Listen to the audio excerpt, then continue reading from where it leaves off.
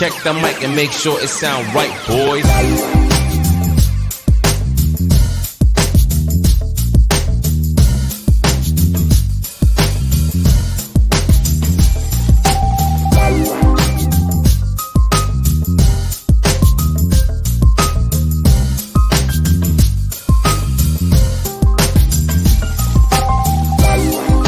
Hey, good morning. Welcome back to another episode of the Chad Smith Podcast. My name is Chad Smith, and today is Thursday, February 3rd, 2022, and I'm joined today by a very special co-host. Please welcome Aliengirl. Amy, how's it going? Hey, good. How are you? Thanks so much for letting me come on the show. I'm really excited. Absolutely, no problem. This worked out just fine. Just fine. Yeah, so crazy. We had another guest scheduled, and he had to cancel last minute, and Aliengirl was like, hey, oh, come on. So, Where's awesome. It snowed, and my work got canceled, and I woke up, and I did my little show, and funny. I love it. I love it. So this is going to be phenomenal, you guys. Oh, yeah. Sonny is on his way soon because he's having some internet issues, and Spooky just woke up a little bit ago, so he might join us today. So, yeah, Cool. We're just drinking coffee and hanging out. Maybe we'll read some cards. Yeah, maybe we'll read some cards. I'm just so excited to be here this morning. I know, we were just talking about this. Everybody's got to get these mugs. You guys got Sonic Gravity got his own. I mean, you got to get your own mug. Yep. You know, even if nobody else, even if you're the only one that gets the mug. I forever love mine. I love mine. Well, now you're a guest on the show, so I'm gonna have to start that where I send a mug to everybody that's on as a guest. Yes, that's what I'm trying to do. Yeah, but sometimes you guys, these shipping times on these companies, you just got to get a heads up. Like, if you haven't seen yours in like a month, it's just this custom stuff that gets, it takes a while. It's not, I mean, it doesn't look custom, right? But it is for these companies because they're dealing with so many different little projects. Right. Yes, dude. We all need a mug. Yes, Coral, an Aliengirl, an SOR1, a Chad's. Yeah. Everybody get a mug for your favorite channel and support your channel. It's kind of an inexpensive, it's probably the cheapest thing we have in the store. And, yeah, it supports the channel, and yeah, we were talking about having these at a garage sale in the next 30 years or something, where you're gonna be going through somebody's garage sale and see a Chad Smith Podcast mug. Oh, I remember watching them back when they were on YouTube. And then we become trendy, to like hipsters in the future. Yeah, I watched the Chad Smith Podcast, and we're like long gone. Back when people used to drink that coffee stuff. Because that was Tesla. Tesla died before he was recognized for all of his work, too. Those stories are so fascinating. Oh, that's a shame. I need to look more into Tesla. Nikola Tesla. I'm sure it's got a pretty interesting story. It's insane. It's absolutely insane. So, like, I don't know how much you know, but, I'm sure people in the chat, have questions about it. But, like, what I think is really fascinating is that when he died, they left something like, he left like a specific number of treasure chests, not treasure chests. I mean, it's fun to think they had treasure chests. He had 25 treasure chests there after he passed. And apparently the US government came into the hotel in which he died in and took 3 of those chests that they have. And it's just absolutely fascinating to me because he spent his last 3 months and it was all of his research. It was all the secrets of the universe, right? We all know Tesla had them.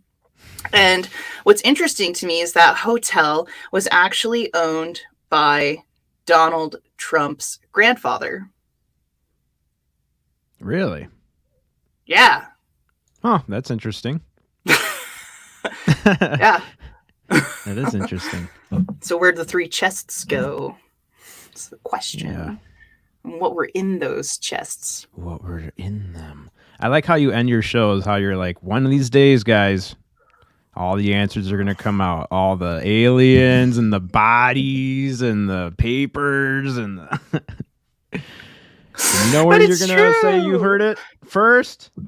On Aliengirl111 is where I heard it, bitches. Because it's true, though. Like, you guys, it's a little win every single day. Every single day, it's a little win. And then until someone with authority, or they're the government, or like they're the smartest person at Harvard or something like that, until that happens, people aren't going to accept. Yeah, like all the evidence coming, and then you have to wait for the person with credentials for everyone to be like, yay. But by that point, it's no offense to people who aren't into it. By that point, like the general public has absorbed the majority of an understanding by it. And then like the authority comes out and they're like, it's real. And everyone's like, we already knew, because they kind of did. They kind of did. It's being disclosed slowly. There's carbon on Mars. There's like almost like microbial lichens growing on the craters of Mars right now. They found methane in Mars. They've found I think the Viking went and took a soil sample like 2 decades ago, and they found a false positive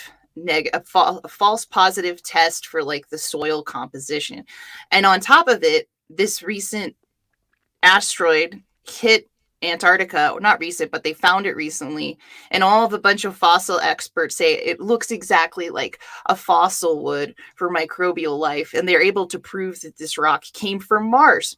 So there's just a list of the slow disclosure that happens every day that's preparing society for when that authority comes up and says there was microbial life on Mars. Calm down, calm down, calm down. We don't need a panic. We already know what it feels like to be in panic mode in our society. We don't need that anymore. So maybe we should be thankful that, in my own opinion, information agents like Lou Elizondo. I don't think Lou Elizondo is evil. That's my own personal opinion. Yeah. I don't think that everybody who, pushes some sort of idea is like evil.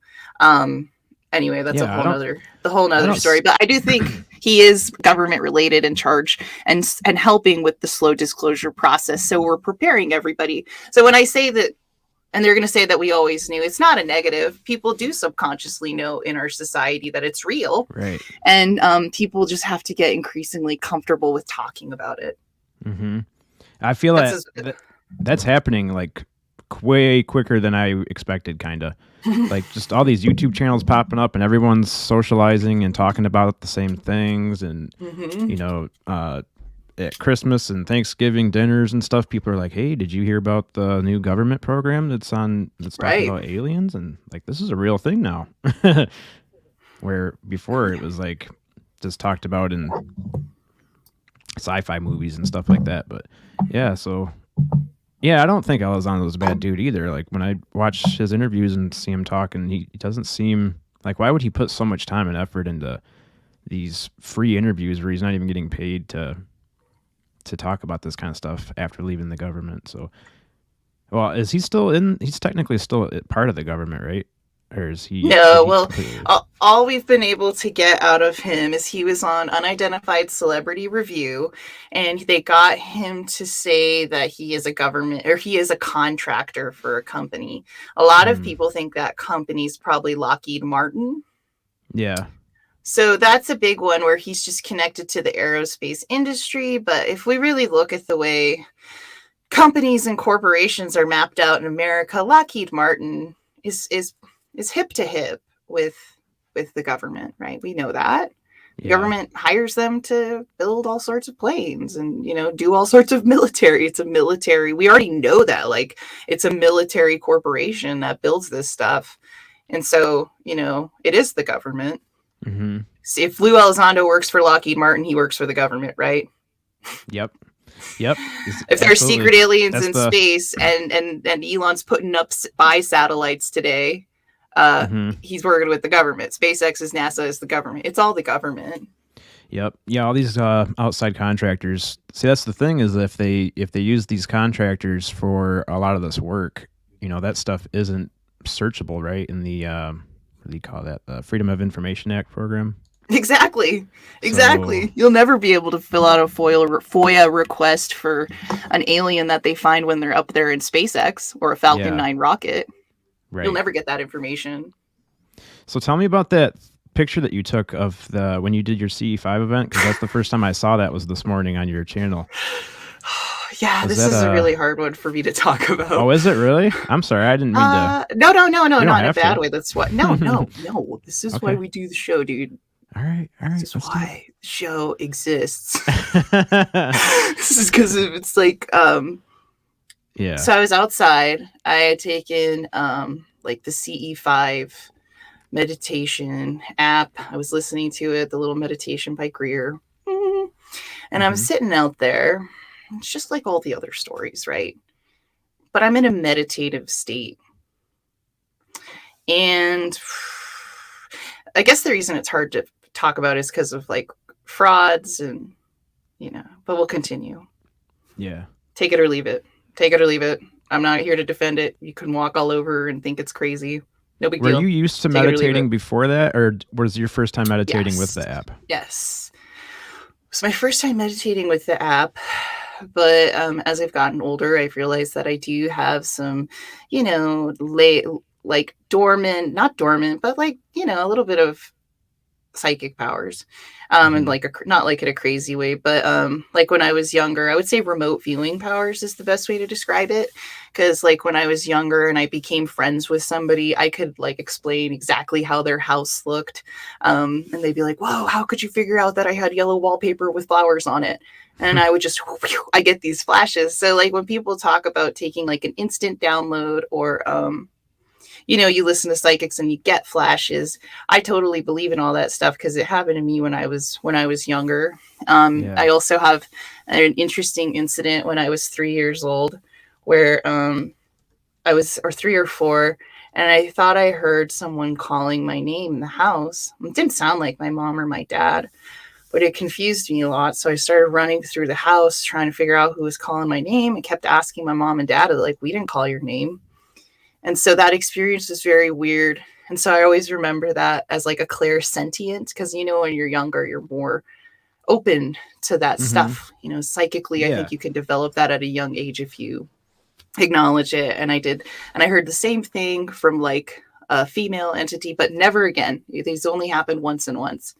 And I heard it. And I remember being young enough to be like, who was there? Who was there? Mom, was that you? Was that you, Dad? No. Whoa, what was that? Right. And so yeah, I'm meditating. Oh God, after all that stuff I just said. And I'm sitting there and I'm like, hey, if you're out there, what's up? Like, let's do this. They talk about beaming your consciousness like up, like it's a beam in the meditation. Like that, and like it's a white pillar of light that goes all the way through the atmosphere so that they can locate you. So I mean that makes sense consciously. No, that makes sense for sure. And then I open my eyes and there's that tiny little speck, and I'm aware it's just a tiny little speck in the photo, and I'm looking at it and I'm having this energetic connection, at least on my side, a spiritual connection, whatever you want to call it. I'm not starting a cult. I don't want to start a cult. I'm not into it. I'm not going to sell you a med bed. Nothing. Anyway. Med bed. So, but I'm just not, that's the thing. People think you're going to take this to the next step and like try to recruit people. And I'm not. I'm straight up throwing my experience out there. I'm not going to have a retreat for CE5. I'm not going to pretend that I'm an expert on this. I'm going to tell you my experience because I know I'm not an expert. Okay. Yeah. But this is what it was. And I don't think this is something I could teach to somebody who paid me. I think this is like an open heart consciousness sort of thing. Like each person's on their own path and you kind of have to go on your own. Yeah. Figure it out yourself instead of having someone else. I think it's like when money's involved, I think that's a little bit harder and it's easier to lose the focus because they're demanding a product, which is contact or an experience. And I personally like to sell really good products. Like the Aliengirl111 mug. This is a good product. Going into the woods for $3,000 and not being able to see an alien is not a good product. No, I don't even know where that number. How did he come up with that number? So expensive. It's ridiculous. It's so expensive. And he pushes it through his tax records of a nonprofit. And I think he pays it out. Somebody found those tax records. Yeah. So, I mean, I just believe in honestly, doing some stuff, maybe selling some cups, not selling a retreat. So now that we've covered that, I'm not going to charge you. I don't want that. Just buy a mug, come up with an alien. Because I also think this is something we have to learn openly, consciously, heart-wise. And I think maybe in those Greer stuff, the Greer retreats, when they have seen things, I believe that it's a possibility that it was real, because I do think there's people there, even though they're paying money, they're ready for it. And there's something beyond getting a product, right? Yeah. Like some people are going to show up to that retreat and be like, I want to see something. Some people be like, I want to see something. And there's two different, perspectives. So I think you want to have the, I want to see something. So that's where I'm out. I'm outside and I'm like, I want to see something. And I get this really like maternal energy that's coming from this object, this maternal energy. And kind of like this feeling of comfort, of calmness. And the first thing that comes in my mind is take a picture. Take a picture now. So that's something that you heard in your mind? I don't know. Maybe this is what I'm saying.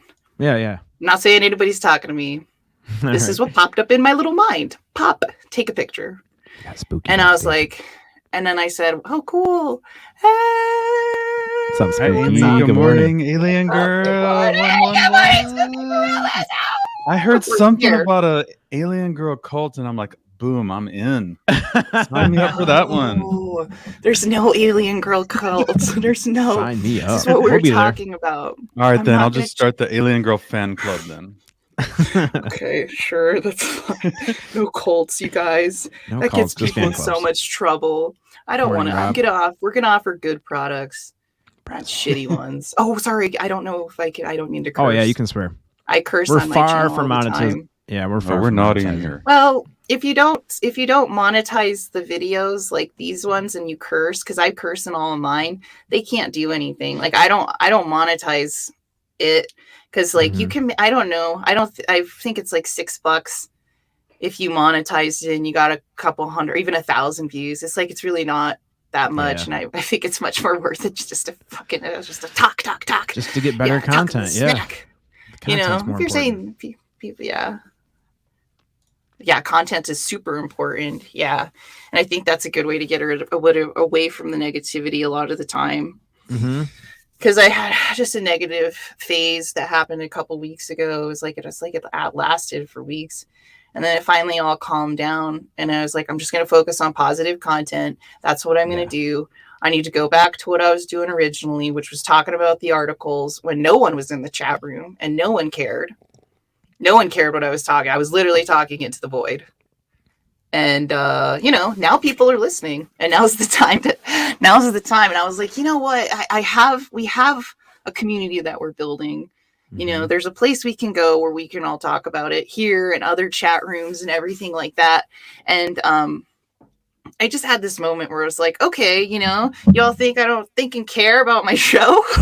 You're right. I'm like, I care about this so much. I am not letting this die. And I know this stuff like fades out. These energies fade out eventually. You can sit here thinking it's going to be going on for 20 years, but like there might be something else that calls you in a different direction 5 years from now. Right. Yep. And I always was like, okay, let's build it slowly. I'll just see what happens with the alien thing. And then it was just like this insane adventure. And then I had that weird phase of like rebirth, and I was like, we're going every day. I like Richard Goofon. He's a good friend of mine. He's been an amazing mentor to me. I like what I see with with that one time I was abducted, all of these people, and I'm like, they're pushing it every day. Yeah. And here I am walking around like being like, I want to do this. And it's like, you need to stop. Like I wake up early, right? Like 4 a.m. I woke up at 4 a.m. today. Yeah, but it's like people wake up at 4 a.m. to run marathons. They do all sorts of stuff, and I used to run a lot. Sorry I talk so much. Jeez, now I'm like feeling really bad for oversleeping. For oversleeping? Alien Girl's like, spooky, get your ass up. No, Yeah, I'm it's telling good, you. man. I love when her show comes on. It's only it comes on at 7 here, so it's not too bad. But I'm already awake that's anyway good. from working midnights. But as soon as I get out of But it my gets- truck, yeah. it's like as soon as I walk in the apartment, it goes live. So I have to be on my game as soon as I walk in here. Yeah. But I'm usually It's late. a lot of Sorry about that. energy. Oh. No, you're always on time, actually, because I listen to your podcast right when it starts. I mean, your Awesome. YouTube channel. I call them all podcasts. I don't care. They're all podcasts, yeah. Amy, I don't think podcast. anyone would question your work ethic at all. So don't even That's go funny there. you say that. I don't know. I I'm don't know, telling man. You should see the other 80% of my life. No, this is exciting for me. This is me having fun. I am a slacker. Yeah. I wake up at Right on. 4 and then I slack after I'm all totally the a stuff's slacker. over. And Wait, then I'm you like said you on. wake up at 4? That's not a slacker. No, Right. it's not. Well, it is. I don't know. You know what I mean. But then it is. I don't know. You're know. procrastinating. Did I The hear rest of the day. Did I hear you addressing some of the some of the negativity and stuff that's been going on? Because Not we really. just that's why we've been trying so hard to retweet your stuff No. and share your stuff and speak up, Alien Girl, and we want you to Thanks, know how man. much Yeah.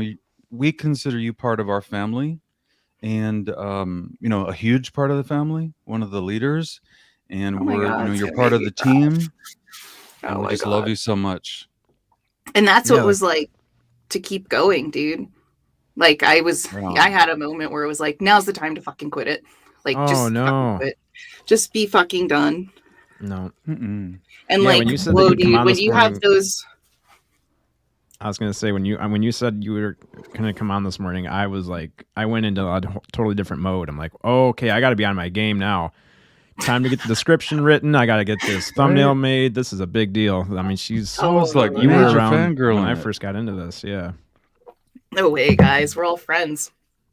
You know what I mean? We're all friends. Like I see everybody in the chats. I spend a lot of time in the chats. And that's really where another thing of this fucking shit evolved was it was like, because I remember being in the third phase chats and it was like me and Renee Cruz. Yeah. What's up, Renee? This is like 6-7 years ago. Like the second they launched live chats, Renee and I were there. And it was like, what's up? How's it going?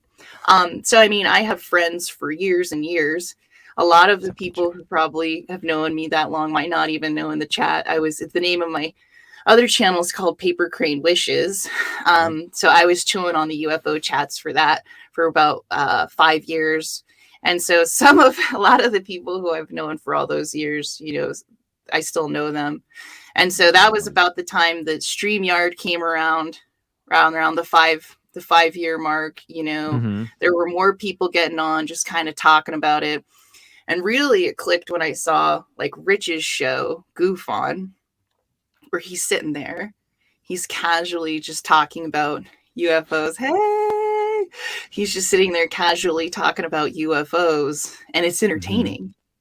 Yeah. And I was like, wow, that's really cool. I'm sitting here watching this. It's making me laugh. It's just one of these feeling like you can't feel more repressed than when you're freaking into ufology. You can't feel more like a weirdo or a freak or an outcast than when you do when you're in ufology. Like I've gotten into embarrassing fights with coworkers. I fucking lose my shit, Same. dude. I cannot fucking deal with it. Like I have to walk away. And, luckily I've found an outlet where I can talk about it. But like Right. talking to this guy the other day, and very, very, very conservative guy. Doesn't like gender identity changes. He's like, that shouldn't happen. Like and you're like, well, fuck, dude. Like, I don't know, man. That's not really PC anymore. Like, let Right. people be We know all people. those. We all know those kind of guys. Like now it's not the time to say that anymore. And he was like a mountain man. He used to be a rancher, very traditional. He's telling me about the moon. I'm just sitting there like this. He brings this up to me. This is how energies work. Okay. Like we're talking about telepathy and stuff. He brings this up to me. Sitting there. I'm forced to sit by this person for an hour every day. I'm just letting you all know. Okay. It's not like I'm here by choice. I'm sitting there. Actually, I'm standing there. Okay. And he was like, guess what I saw this morning? Traditional, man, Mr. Traditional. And I was like, what? He's like, I was looking up at the mountain and I saw this super bright star. And I was like, oh, it must have been, restaurant up there, or whatever I said. I'm not going to talk to you about my lighthouse. greatest passion. I will destroy you. I will destroy you intellectually, and we will hate each other. We will hate each other. Yeah, exactly. Yeah. I don't want to hate this guy. I don't want this guy to hate me. Yeah. And I was like, do you think it was a UFO? And he was like, I sure hope not. And I was like, would that be tough for you? And he was like, yeah. I was like, ooh, it sounds like a worldview change. And then I let it go. Oh, I didn't say the worldview change. I let it go. I was like, oh my God, what am I? UFO. Really? There's no such thing. We are the only ones in the universe, totally. You're just like, ugh, I hate that, man. Like, you're missing out if you think that. You're missing out big time if you think that. So then, and then I'm like this fucker, like, for a while, right? And then I brought it, and then one day I was like, dude, did you know there's water on Mars? Because I was just looking through some stuff like I usually do. And he was like, oh, really? And I was like, I know, isn't that wild? Like, when we were little, they told us that there wasn't water. And he was like, oh. And then I showed him the picture of the snowy sand dunes of Mars. And he was like, what are you trying to do? Poke the bear? Really? Mm-hmm. No, I'm just trying I'm like, this is a fact. This is a picture in front of you of the reality of our universe. And he was like, what are you trying to do? Mess with the bear? I'm like, what bear? I mean, science on Mars isn't really like a woo-woo subject. That's like more scientific. So Some people think it is.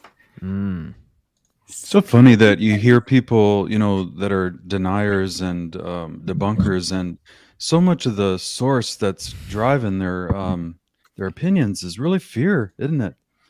I mean, you can almost hear it in their voice when you go to try to talk to them about it. It's just the fear of the unknown and the possible challenges to, what they've known their whole lives, whether it be religion or the way they feel about the creation of the planet, of the universe. It's just amazing. But it's also amazing when they have the epiphany and they realize, wow, there might be something, something out there. And like, nobody wants to live in an illusion. At least I don't. Never. I don't want to live in a situation where it feels like everyone's lying to me and I'm far away from the reality of what it could be. You don't want to be friends with someone for years only for them to tell you years later that they never thought you were friends. Or, there's so many different examples of that. Wouldn't you rather just this person be like, I don't want to be around you, you suck. And then you move on and you have friends who actually really like you and support you and think you're cool. Yeah, right? Like, I want to let go of the illusions. Think of the people in North Korea. Every one of us that are here right now this morning together, whether it be on the panel or in the chat, we're all here because we want truth. We need, we have a thirst and a hunger for finding out the truth. There's nothing wrong with that. No, it's we want the truth, and we just want a little bit more positivity in our lives. There's a lot of crap going on. There's a lot of shit you could, write down that's negatives. A lot of negatives going on right now. But yeah, I mean, that's kind of why I stayed in this community, is just because I found so many open arms, and just the negativity is generally on a pretty low level. Especially between all of us. Well, Amy's like, are you sure? She's like, you should get on Twitter more often. And it's interesting because, like, even the nicest people have told me that they've had trolls, like Vinny from Disclosure Team. He's like, you have no idea how many crazy trolls I have. And it's like, I don't know. I don't get up. Like, the only time I've gotten in really, I don't know, is like, I think all the haters have been, like, it's more been personal disagreements that have been exploded over a blanket of a different topic online. Mm-hmm. Like, I've had personal fights with these people. Rather than about the issues, than the subject we're studying. Yeah, it's not about the issues. It's not about the issues. Wild. It's like somebody saying, hey, I want you to come jump on this stream. I have a secret to tell you. Or like, just they want a video chat with me. They can't tell me it over a screenshot or whatever. And then they're like, this person thinks your show sucks. Oh. And you're like, and this is someone you collaborate with. It's a big, your friend. Like, this is a better friend than whoever this is. Mm-hmm. And then you're like, F that. And then you go check. Never mind. We shouldn't talk about this. It's like, oh, thanks for letting me know. That actually made more sense. Why there was and then that exploded into a public thing that I couldn't control, I guess is the best way to put it. So you could see how that started personal, and then it kind of escalated, and then people got angry enough to get on the internet to be like, this person sucks, even if it had nothing to do with the real fucking shit that happened. Yeah. You know, and I see that's probably the biggest thing that happens. Yeah, I think so. Yeah. You need to ignore the haters. Many of them just want to make waves for no reason. Yeah, some of them are just super bored. And they get a high out of arguing. And they're dumb. Like, you're giving us more attention. Just drawing more attention to the channel. Thanks, man. Talk shit, man. They're gonna be like, "Who's this? Who's Chad Smith?" And then they jump on. They're like, "Chad's pretty fucking cool." But they say, I thought this guy's supposed to be an asshole. It's me on my channel. It's you on your channel. Like, if people don't jive with it, they don't jive with it. But the people who go off and talk all this shit are actually bringing more traffic, and you might not know it, but you're an affiliate marketer for me. Yep. Thank you. And for Chad and for Spooky. Whenever you guys talk smack. Yeah. God, I'm sorry. Now I'm getting in negative town. No, that's all right. We can move over to what do you want to talk rather about? Rather than talking about, specific gripes and hate that's been going on. I think it is healthy though to have a time where you just talk about, kind of just put it all into context about how you feel about the hate, the UFO Twitter wars, all the negativity. Sometimes it's okay to just talk about it. Just that subject alone, then you can let everybody know the way you feel about it. Then that's healthy. I mean, we have to work out the issues, because really the issues that we're dealing with on UFO Twitter and on the fights on YouTube and it really is kind of the same as all the other craziness that's out there in the world and the disagreements and arguments we're having. Well, I think all the fights are real, but like on a personal level. And I think sometimes, like, I see these fights between people, and I think it's personal, man. I think it's a personal thing. Like, I think sometimes it's really personal fights that people are having off of Twitter. And then they're like, I'm pissed at this person, whether it be, and I think, it's just really important to send a lot of positivity out there.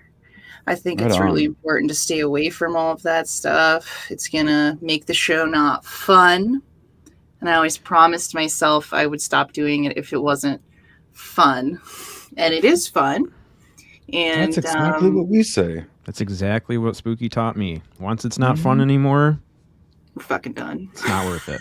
Have some fun, man. At the end of the day, we're talking about UFOs and aliens here. We don't need to get that serious about stuff. People get so butthurt about stuff. It's like, we're talking about UFOs, guys. I know. And it's so cool to have like a little podcast. Yeah, we're just chilling. Yeah, it's just a fun little podcast, and it's interesting. Card you pulled. Oh, sorry. Go ahead. No, I'm sorry. I'm like an insane talker. Plus, I'm vibing really hard. No, that's all. So I get really excited, and I won't stop talking sometimes when I'm in like a different energy field. You said that on the podcast this morning when you were talking about Travis Walton, and you were like, I just start vibing. I can't help it. When you start vibing around that many cool people, it just happens. Sorry.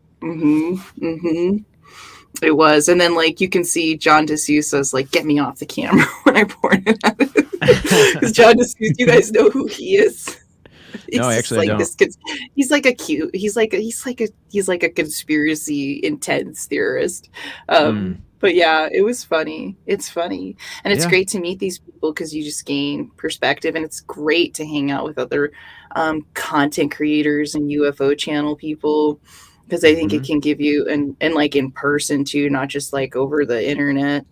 Because I think you get, like, I love it when I just get a little high off of people. Like, I'm not talking like high off of weed or high off of drugs. I mean people.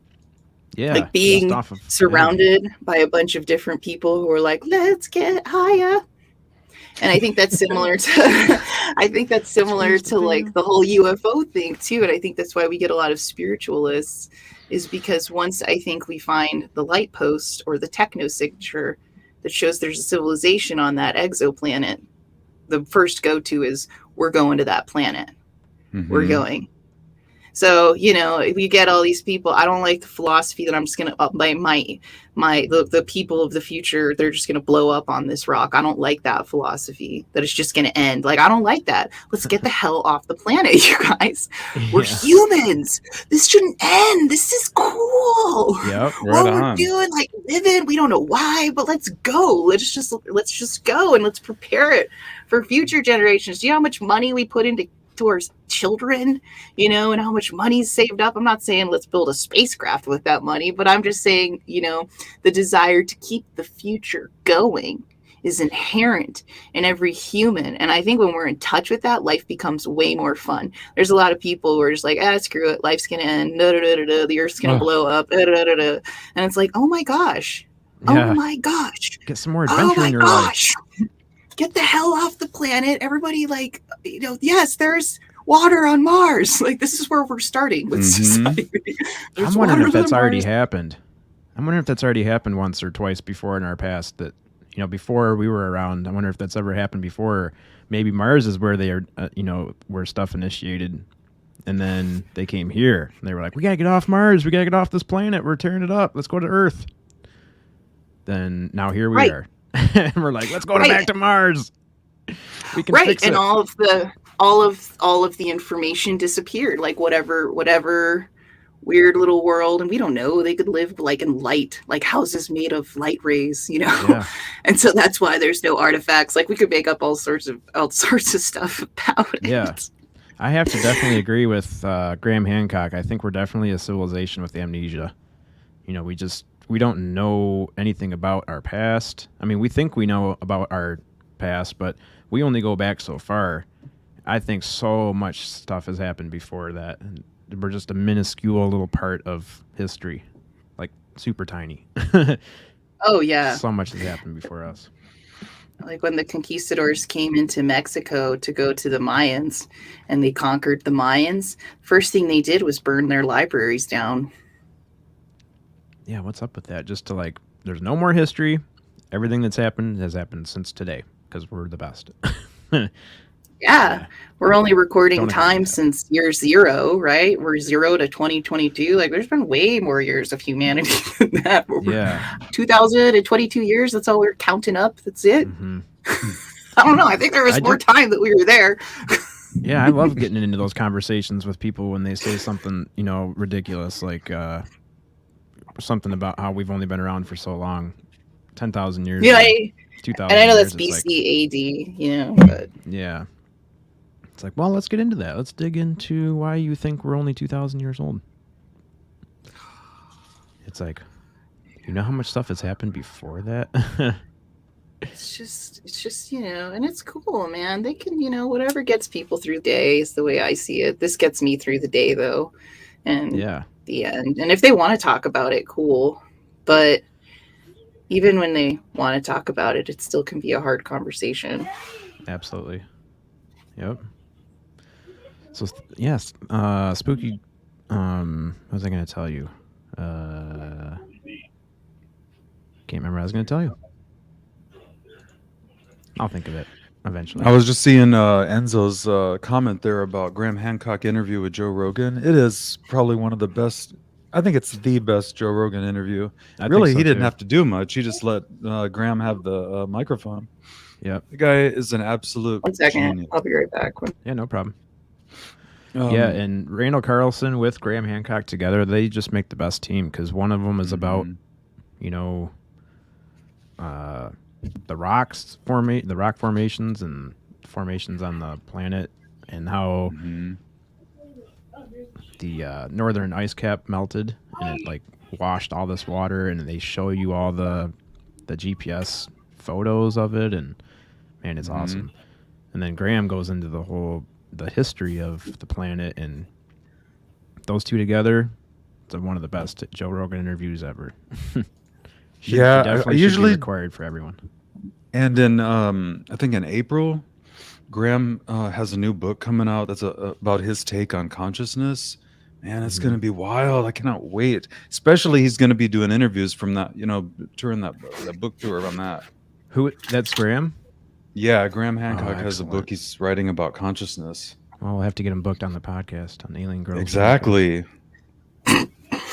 Cool. Hi, this is I Chad guess Smith. so. I work for Aliengirl111, and we're just booking new guests, and we're interested if you'd be interested in coming Well, on my the friend show. Kelly's tried to help me out because, Kelly Lee Dodge, I don't know if she's my friend. Her. Yeah, so she's helping me out a lot. And I don't know, because I think, UCR does really professional stuff when they put it out there. Because I've gotten an email to be on, the big phone home, and I saw that email and how he had set it up and his organization skills. Like, there's always another skill set going on behind it. And Lou Angeles is one of his many skill sets, besides being entertaining and fun and cool and, outgoing, is he's super good at being organized. Oh, good. Which is Like, his yeah. email was insane. It was like, if you have trouble with your StreamYard and the audio seems like it's off and go back in. It probably will work. Like a whole freaking list of things. Wow. You can sign in 20 minutes before, and then we'll be letting you out. And then your ally is going to end here. And it was like, whoa. And if you have any difficulties, blah, blah, blah. And it was like, that's awesome. Oh, that phone home was so impressive. Unbelievable. It's gonna get so much bigger every year, I think. Yeah, that's awesome. Mhm. I like the poster you got behind you too. That's so cool that you got it next to you. Or you behind got you it all too. the You got time. to get it because your name's I on need to it. get it. Dude. My name's on the damn thing, and I don't have one. I need to get one. You need to get it. They're so cool. Yeah, I'm going to keep this forever. I think that's a huge moment in, Yeah, so cool that UFO you got it framed history. too. Last time was Stephen Greer. There's been some little thingamajoggers that have happened at little conferences and things like that. But like to have this much exposure, public exposure, the amount of stars who are stars, like ufology stars, the amount of like really famous people. He had Lou Elizondo, he had Jeremy Corbell, he had all the freaking people, all of them. You know what I mean? And I was just remember watching it being like, whoa, what the hell has just happened? This is huge, yeah. This is freaking huge. Because the last time was the citizens hearing, in my own personal opinion, in my own personal belief. Last time I had heard of a public gathering was in 2001 of September with Stephen Greer. Yeah. And shortly after that, 9/11 happened. And everybody kind of let it sit. We had other things to talk about. Mm-hmm. So for me, I'm like, holy camole, like what happened that day? And yeah, it's coming out. We're going to see it something epic in our lifetime. If we all live, to see it, man. Yeah, I mean, it's just moving so fast. Everything is moving so fast. And I mean, like I was thinking about during your podcast this morning, or your show this morning, I'm like, there was something that you said that reminded me that I haven't known all of you guys for longer than a year. Like I've met everybody in this community within a year, and it just feels like, it feels like it's been 5 or 10 years that I've known you guys. And just like Bigfoot Anon Connor, he seems like such a cool dude, and every time I talk to him, he just raises my spirit up so high, and the vibes are, it's like, how did I not know these people before that? Before, a year ago. I know. Better question is why did we all come together? Yeah, it feels like a force that brought us all together. Mm-hmm. Doesn't feel like hello. Yeah, it feels very organic and consciousness. Organic, but also pre-planned kind of. Almost feels like we're in a plan that's already been established for a long time. Oh, I like that. Very good. Yeah. Like earth energy, man. Like, yeah, there's a different perspective, and it's coming out. And I think maybe a lot of people felt the same way I did in the middle of the lockdown, which is I've always wanted to talk about aliens. Yeah. I know they're out there. People could tell me they don't believe me, but I'm going to go out there and tell everybody. And I think a lot of people may have had that experience. And then they also released all that information. Mm-hmm. That was the other thing. What what the hell am I thinking? Wednesday? What's going on with my mind? Why can't I You got up remember? at 4 in the morning. It's okay. April. March happened. Everybody got screwed. April 2020. That's when they released the Pentagon confirmed video footage in April of 2020. And shoot, I was sitting there being like, the next card that they're going to pull on this election is going to be the aliens or the UFOs. I do think they prepare you for things, or like, you know, and I was like, that's what's next. Because the person who can say that they know what these craft are and they can jump in and be like, I'm your new savior, I'm the next president, and I can tell you that we're going to do this for you, right? And you're like, oh my God, he told me about the aliens. Like, what would all of us do? You know, we'd be like, do I vote? Do I not vote? I don't know. This guy's weird, but like, he said the aliens. He told us about the aliens. He'd be on all of our podcasts, like rallying for it. Like, I'm UFO vote. And we'd be like, oh my God, you know, he is pretty cool. I don't know what I'm going to do. Joe Rogan for president. So I did see, yeah. I did see that happening though. And so that was the other thing. I was like, this is going to happen. Like, this is happening. Yeah. And I think a lot of people felt that way. And they're like, now's the time. Mm-hmm. Time to jump into the game. Mm-hmm. And I had already been in the chats, already had a bunch of friends, and I was like, okay, cool. Let's do this. Yeah, I don't even remember how I really got started. I guess it was with the first time I was on any podcast was with Joe and Ben. They had me call in, and I was stuck in traffic on the highway. I called in on a StreamYard call, and it was like the first time I was on a podcast. And then after that, Sonny Conway was doing a podcast. And Sonny. Yeah. Sonny's, he's backstage somewhere. He's trying to get his internet fixed, and he'll be on later on, I think. But yeah, Sonny had a show going, and, he was interested in getting more shows going on that, and joined him with that. And yeah, it just felt supernatural. It was weird. It was strange. Yeah. How everything's been unfolding. Yeah, and that's how it is, right? Like, I think for any of us who get into it, you're like, who am I going to have on next? Yeah.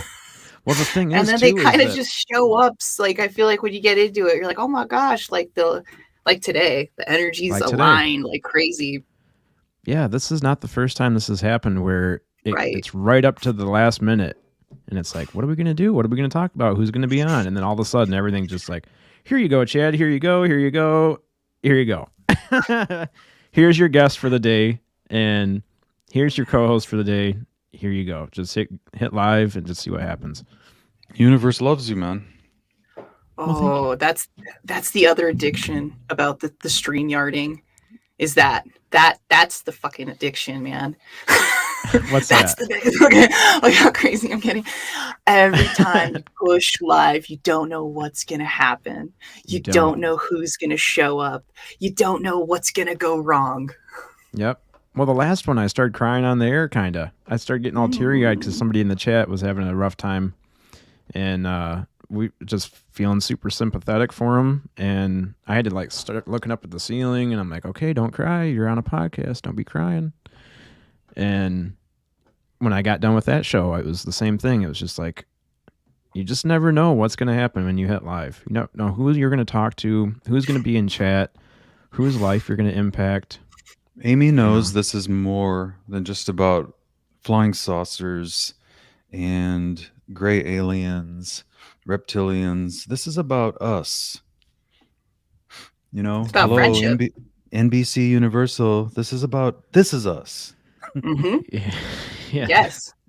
What we're going through, it's about all of us together and how we treat each other and how we understand and try to be there for each other. And that's why, you sometimes you wonder, how did I find myself in this YouTube community? Really? I mean, I just stumbled and fell in a ditch. I mean, there's a reason for it, man. We all and they're all in the chat to too. Be there for each other. Look at Look at this. Look at this. Oh my god. Ay, ay, ay. Whoa. You're not supposed to be spilling our dirty laundry all over the chat, Jamie. Come on now. Hardball. That's a hardball comment. But I thought we had an about agreement. We had to talk. We had an agreement that we would charge for that information. People would pay for that kind of information. Don't be just spreading that out for free. It's true. No, but you can spread our stories out, Jamie. Tell them all. I'm in love, and I don't care who knows. I don't care who knows it. Our love is open, Chad. Next thing you know, Toady Waba is going to be on the Chad Smith podcast. Oh man, that'd be awesome. One of these days. I think 'Cause she's the kind of craziest- confused. She said that I'm going to be on this weekend, but it's next weekend that I have on the calendar. Butt stuff on the It's me. 12th. I'm butt stuff on the 6th. Oh, you've got butt stuff on the 6th? It's me. Awesome. It's not you. It's on my Sunday. calendar. Awesome. Stuffing some butt. You're on Saturday. the It's on 6th, Saturday. then I'm on the 12th. Everyone's got to have some butt stuff. But back Hold to on. what you're saying, Spooky. It's about the friendships. Mm-hmm. And like everybody who comes on my show, I see you as a friend. And some of the people who come on my show fight with each other. Mhm. It's just, sometimes there's fighting, and I get a lot of people being like, "Why did you put that person on your show? How dare you?" Blah blah blah. Because they're my friend. Yep. And you can talk as much smack as you want about them, and you can say that they're horrible. I have no proof. I'm not the court system. You can be the court system, and if that's your thing, you can be the person that says, I'm going to call them out or whatever. You could do that. Like, that's just not my thing. Mm-mm. So But don't tell me who I should be talking to or not. I mean, that's the one thing that gets me is when people try to tell you who, if you're on the good list or the bad Pop list. Willie. Right. It's, and then if I have somebody that's controversial, they'll be like, you got to ask the hard questions. No, because if I ask them the hard questions, how am I going to get the vulnerable person to come on the show? If I'm the person who's like, I don't believe you, no one believes you, what do you think? Who's going to come on that show if they have something big and amazing to say? And I think it's because I try to draw that line that I get some really cool guests, especially experiencers. I feel like I've had a lot of really cool experiencers on my show. And that's pretty freaking cool. I always want to meet someone who's met an alien. If you're in communication with an alien, if you're talking to an alien, if you've seen an alien, I want to know all these stories. Let's archive them on YouTube forever so that we can do some sort of freaking AI logarithm 20 years from now to freaking get all this information, streamline it for correlation, and then pump out some statistics about how often this stuff happens. The Paranormal Encyclopedia. That's what we're creating, you guys. Mm-hmm. Just gets bigger and bigger and bigger. Yeah. I really enjoyed the past weekend when people were doing shows in regards to the Lou Elizondo documentary that was so controversial. But it was cool because I think I know you were part, Amy, of the podcast where they were viewing the. Oh no, Lou I wasn't there Elizondo. that night. Oh, I you wasn't weren't? there that Oh. night. No, I wasn't there. I didn't make it. It all just seems to like be intertwining. Yeah, you never Yeah, know it does. whose It shows. does. You're like, did I see you on that show? Did I see you on this show? Josh and It's all the same Artemis backgrounds. or Toady Waba? Yeah. That's how it goes. It's so funny. Spooky, good morning. But yeah, the Who's Lou Spooky. documentary. Hey, it's spooky. Good morning. It's always a good day when Yeah. you have two spookies in the chat. Yeah, now I'm nervous. Oh, Because you're there is nervous now? something up with you, man. But That's Ben, I think. I don't think Joe gets on the UFO Garage YouTube channel very much. I don't think, to chat. It's always been Ben when I talk to him. But yeah, Ben's in the chat. What's up, dude? what's up, UFO Garage? Dude. Big family over there. Big family. Well, he's building that fart academy. Yeah, To the Farts Academy. If anybody's Farts interested, Academy. check out the website, To the Farts Academy. We need power. We need as much power as we can get over there, and that's where we generate our power over there with the masturbation propulsion technology at the That's hysterical. at the To the Farts Academy. Amazing. Hi, Ben. And that was another really cool big episode I have when I was able to get Joe and Ben on. I was like, Oh, I have to It's go just back so and watch cool. that one. I haven't seen that. it's funny. They're all You're- funny, man. And then Jamie and Bree came on the show, and it's just like all these people you get to know them. Oh my gosh. Spooky, what is she talking about here? Her pipes are still frozen? Are they really frozen? Because I'm gonna. I don't think so because of how much he's laughing. I don't think she's actually talking about frozen pipes. She is so wild. What? What's up, Thin Lizzie? 27 in the chat. What's up? What is going on, Let's get you guys? it to 50. Like, subscribe, tweet, hashtag UFO Twitter. Do it. We need some of that. Now, we need some of that Alien Girl 50 techno people in the music chat. right now. 50 in the that'd chat. be awesome. Can we play Do some of that? it. They're all gonna get confused. They're gonna think they're watching Alien Girl. So let's do it. No, I am so obsessed with the Alien Girl intro. Yeah, that's Lee. That's Lee from First Floor Audio. Oh my god, I love Lee. Dude. Yeah, First man. Floor Audio. Yeah. He wrote an album in like a week. He was like, I'm working on some songs for you. He sent over like 25 tracks. There's a whole album. So sometimes I try to just play the whole album. Like if I don't know what I want to do for the stream, I'm like, it's time to listen to the soundtrack of Alien Girl. One. And he's talented. He's worked in the radio industry for like 30 years. So he's a professional musician. We're going to get copyrighted now. And no, you won't. No, Lee and I are the same. We do it for fun, you know. He's I don't know if you guys have been to his channel, but he does these little okay. Yeah. I absolutely love piano him. Parties. Yeah, I love Now him it's too. a party in here. Now it's a party. Got the jams going. Good morning. Oh, give me some of that techno one. The techno one? Yeah, Which let's go to the jam one. This is the wake up. We're awake. No. It's not just the music. It's the way she has her intro.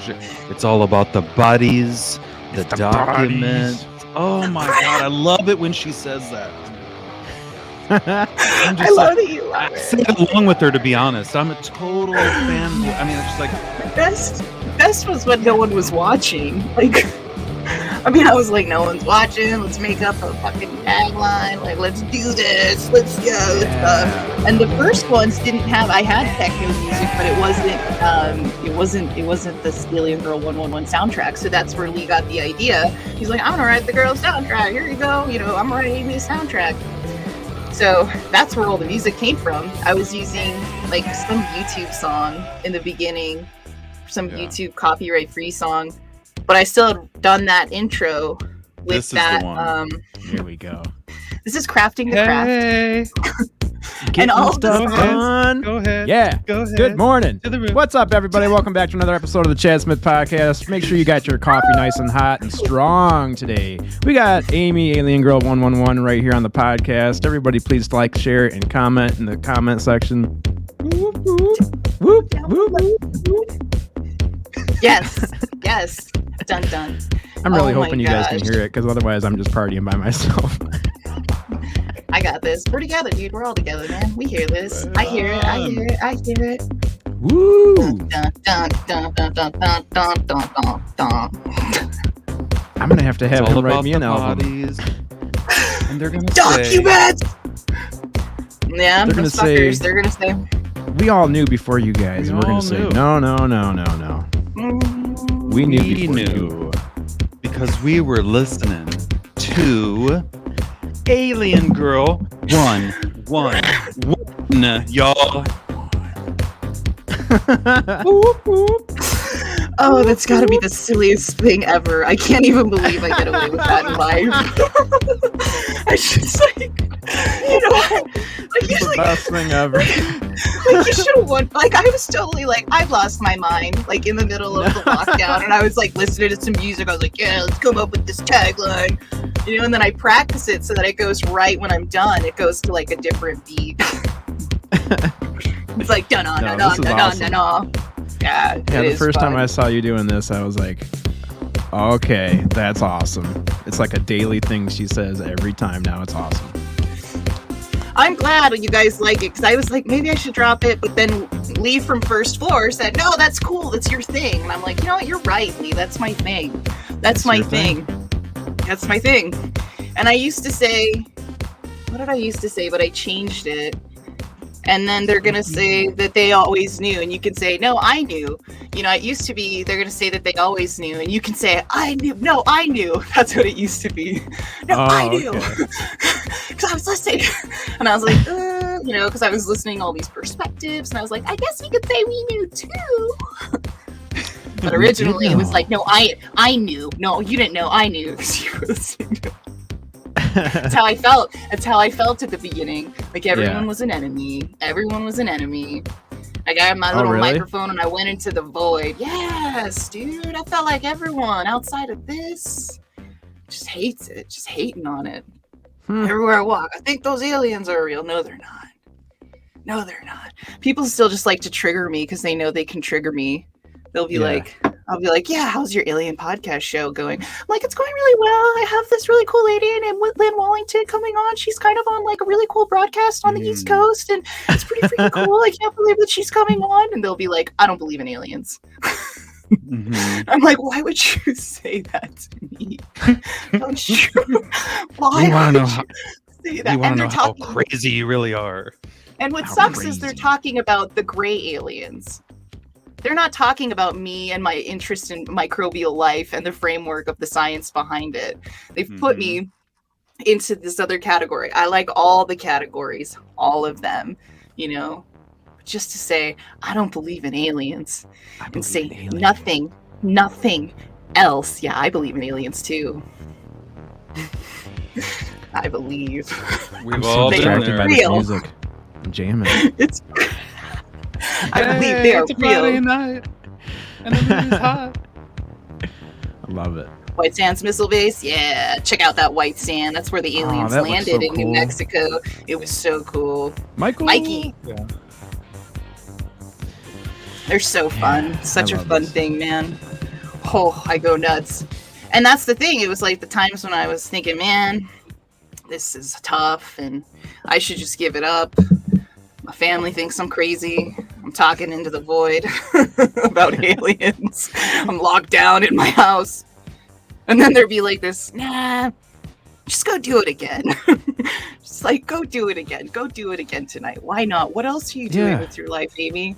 Like, I could go knit. No, thank you. I'm done. That's the thing is like, there's going to be the people that think you're crazy, but then there's also going to be the new group of people, all your new friends that agree with you and they're following you. And those are eventually going to outnumber. As far as I'm concerned, I have more people in my life that are cool with this kind of stuff and that are in this community than people that aren't. So, and like I've even mentioned this to most of my family members and everyone's super cool about it. Nobody calls me crazy. So it's like, all right, game on. Here we go. Oh, everyone's yeah. No, it's, well, you know, and I think, you know, because I wouldn't say, like, my husband's not totally into it, like, at all. He is, you know, and he met Kelly over the phone recently. I think it was 2 nights ago. I was like, you gotta meet my friend Kelly Lee Dodge. So we're sitting there, and so but even people, if you talk to him enough and you give them enough evidence, you know, I think they turn around a little bit, and they still can hold on to their really tightly held, like, conservative beliefs, and they still can fit this into their belief system too. So I think, you know, me too. I was just relating. Yeah, Chad, I'm relating. Yeah. Like, yeah, dude, totally. Yeah, and you can judge somebody individually by like, okay, so if I come at this person with some more scientific side of it, they'd be more willing to, you know, jump on this side. Whereas somebody else might be more of into the metaphysical side of things, not so much into the scientific side of things. And you can come at them with that kind of stuff too. Like, hey, did you know that I bought a couple Oracle card decks last week? You ever been into that kind of stuff? What do you think about crystals? And you can come at somebody with 2 different sides of the situation and see where they're at with it. Yeah, Jamie and Bree met my husband too. She put in the chat, Amy's husband is a governor. He's a governor. He looks like a governor. Oh, really? Maybe he can. Yeah. Maybe we can get him. Trying to get him. Get on the show. I'm trying. Yeah. I was thinking it'd be a cool Valentine's Day episode. That'd be awesome. Because I do it's Sunday, February 13th. I don't know. I think it'd be hard for him, but I should ask him. Because Yeah, at he least feels ask him. really. I want him to feel part of it. Like Mhm. not like it's I like that he's not into consuming it because it gives me like a little bit more freedom to kind of be experimental and stuff like that. But like I said, like I had Kelly, he met Kelly, he's met Jamie, he's met Bree, just to bring more people in because you can start to feel like your 3D people aren't hanging out with your 5D people, but I'm texting Kelly every day. Yeah. Yeah, it's And crazy it's how like it's like you two different gotta. timelines going.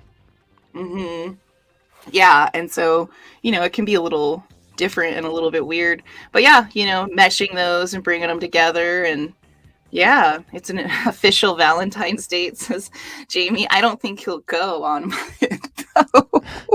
I mean, you guys don't think that would be weird? Do you think everybody would be weirded out by that, or do you think they would want to watch it? Oh, they'd definitely be interested in watching it.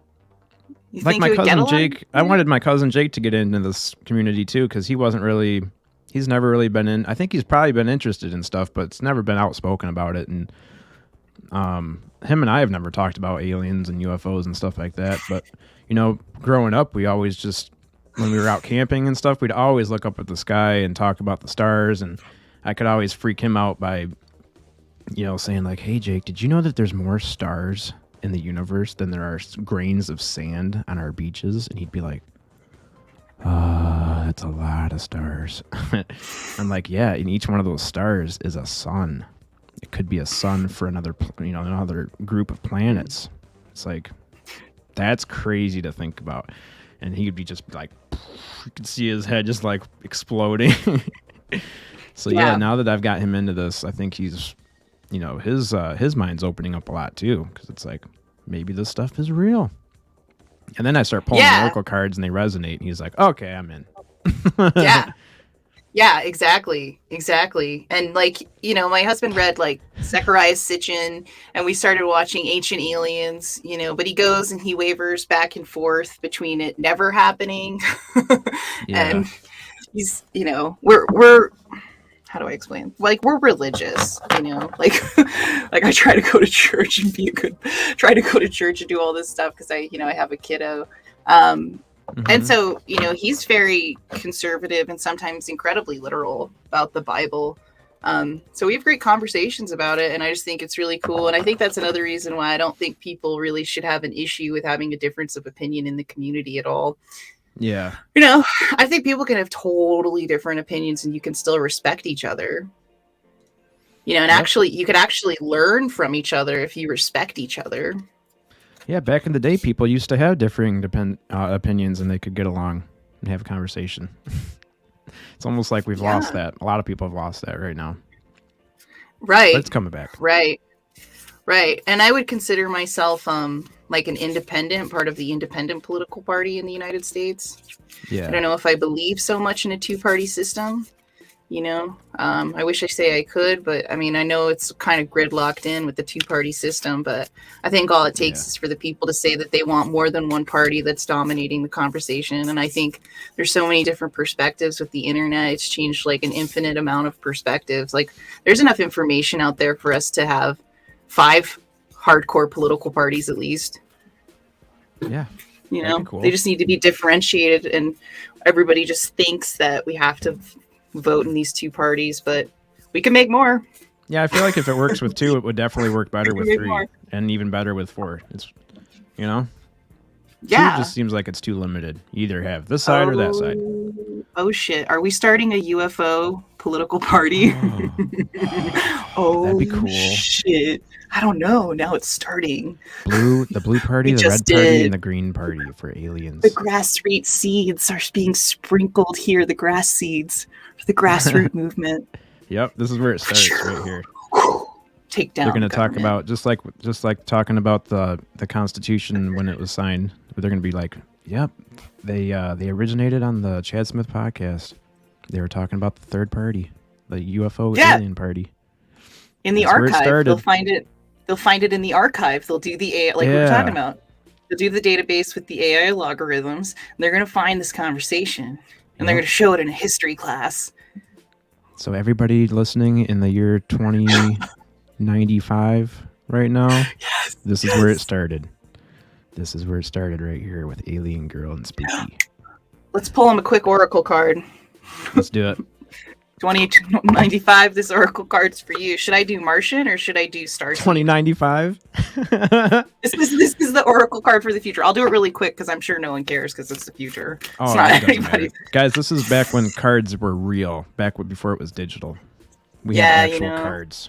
We're explaining things to 2095. Mm-hmm. So here we go. This is for all you 2095. people in 2095. Here you go.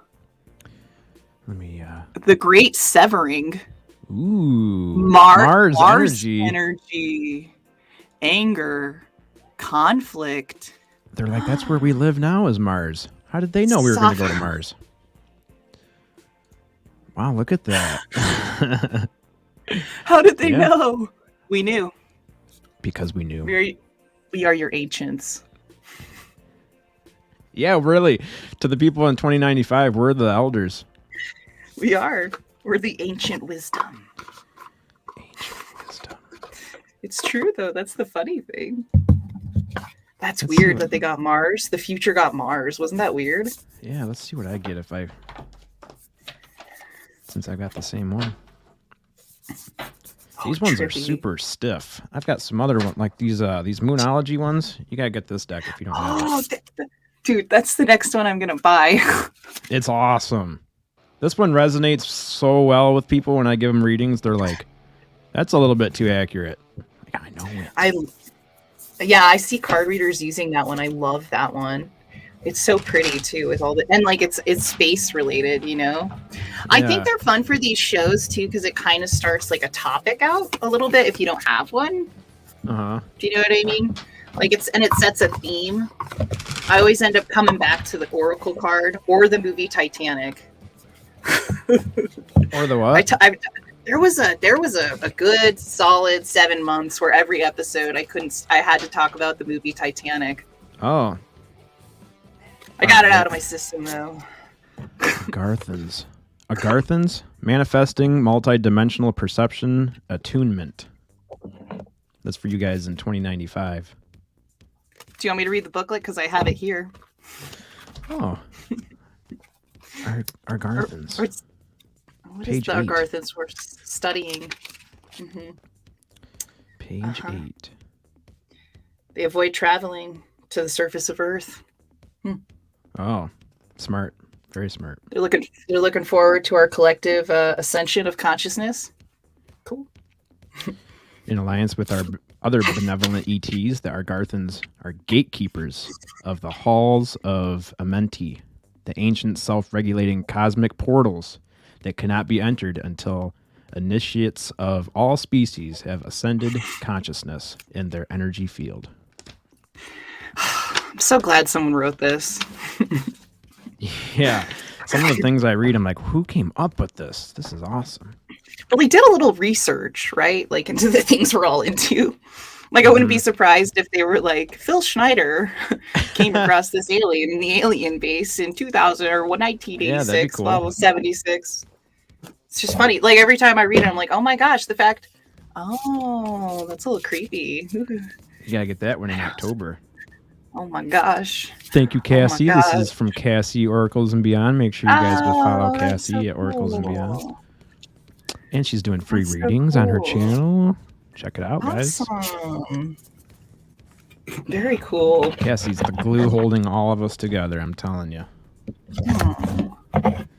She does not know how much she's appreciated. I mean, hopefully she does. We tell her a lot, but I don't think you can say it enough. She's the best. Yeah, she's super cool. We love you, man.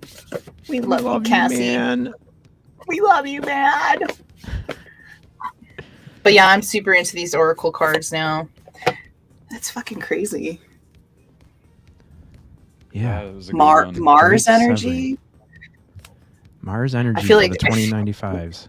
I feel like someone's gonna actually watch it in 2095. I have this weird feeling. Jamie's excited for her and my love journey. Me too. I can't wait to see what's going to happen. on our love journey that we have going on. She's a fucking shit show, wild and shit show. I watch people on TikTok talk smack about her all the time. Oh, who's that? Kelly? Who's she talking about? I'm not sure. I'm so caffeinated right now. I can barely concentrate on what's happening. Just got caffeine running through the blood veins, guys. Yes, that's the way to be, man. It's I that time. A whole damn French press of some type of African coffee. I don't know what it is, but I'm ready to rock and roll. You're not drinking that Jimmy Church? No, I don't have any Jimmy Church sponsored coffee yet. Yeah, we don't have sponsorships. I thought I got a sponsorship, and then they fucking left me in the dry. I'm tired of people contacting me, being like, "Hey, do you want something really cool?" And then like they don't follow through with it. Yeah. Oh, that's why I have a hard time promising people like coffee mugs and stuff. Because then I'm like, who did I? What do I gotta do? I gotta send something out to somebody. I'm so slow to send something out. I'm so slow to send stuff out.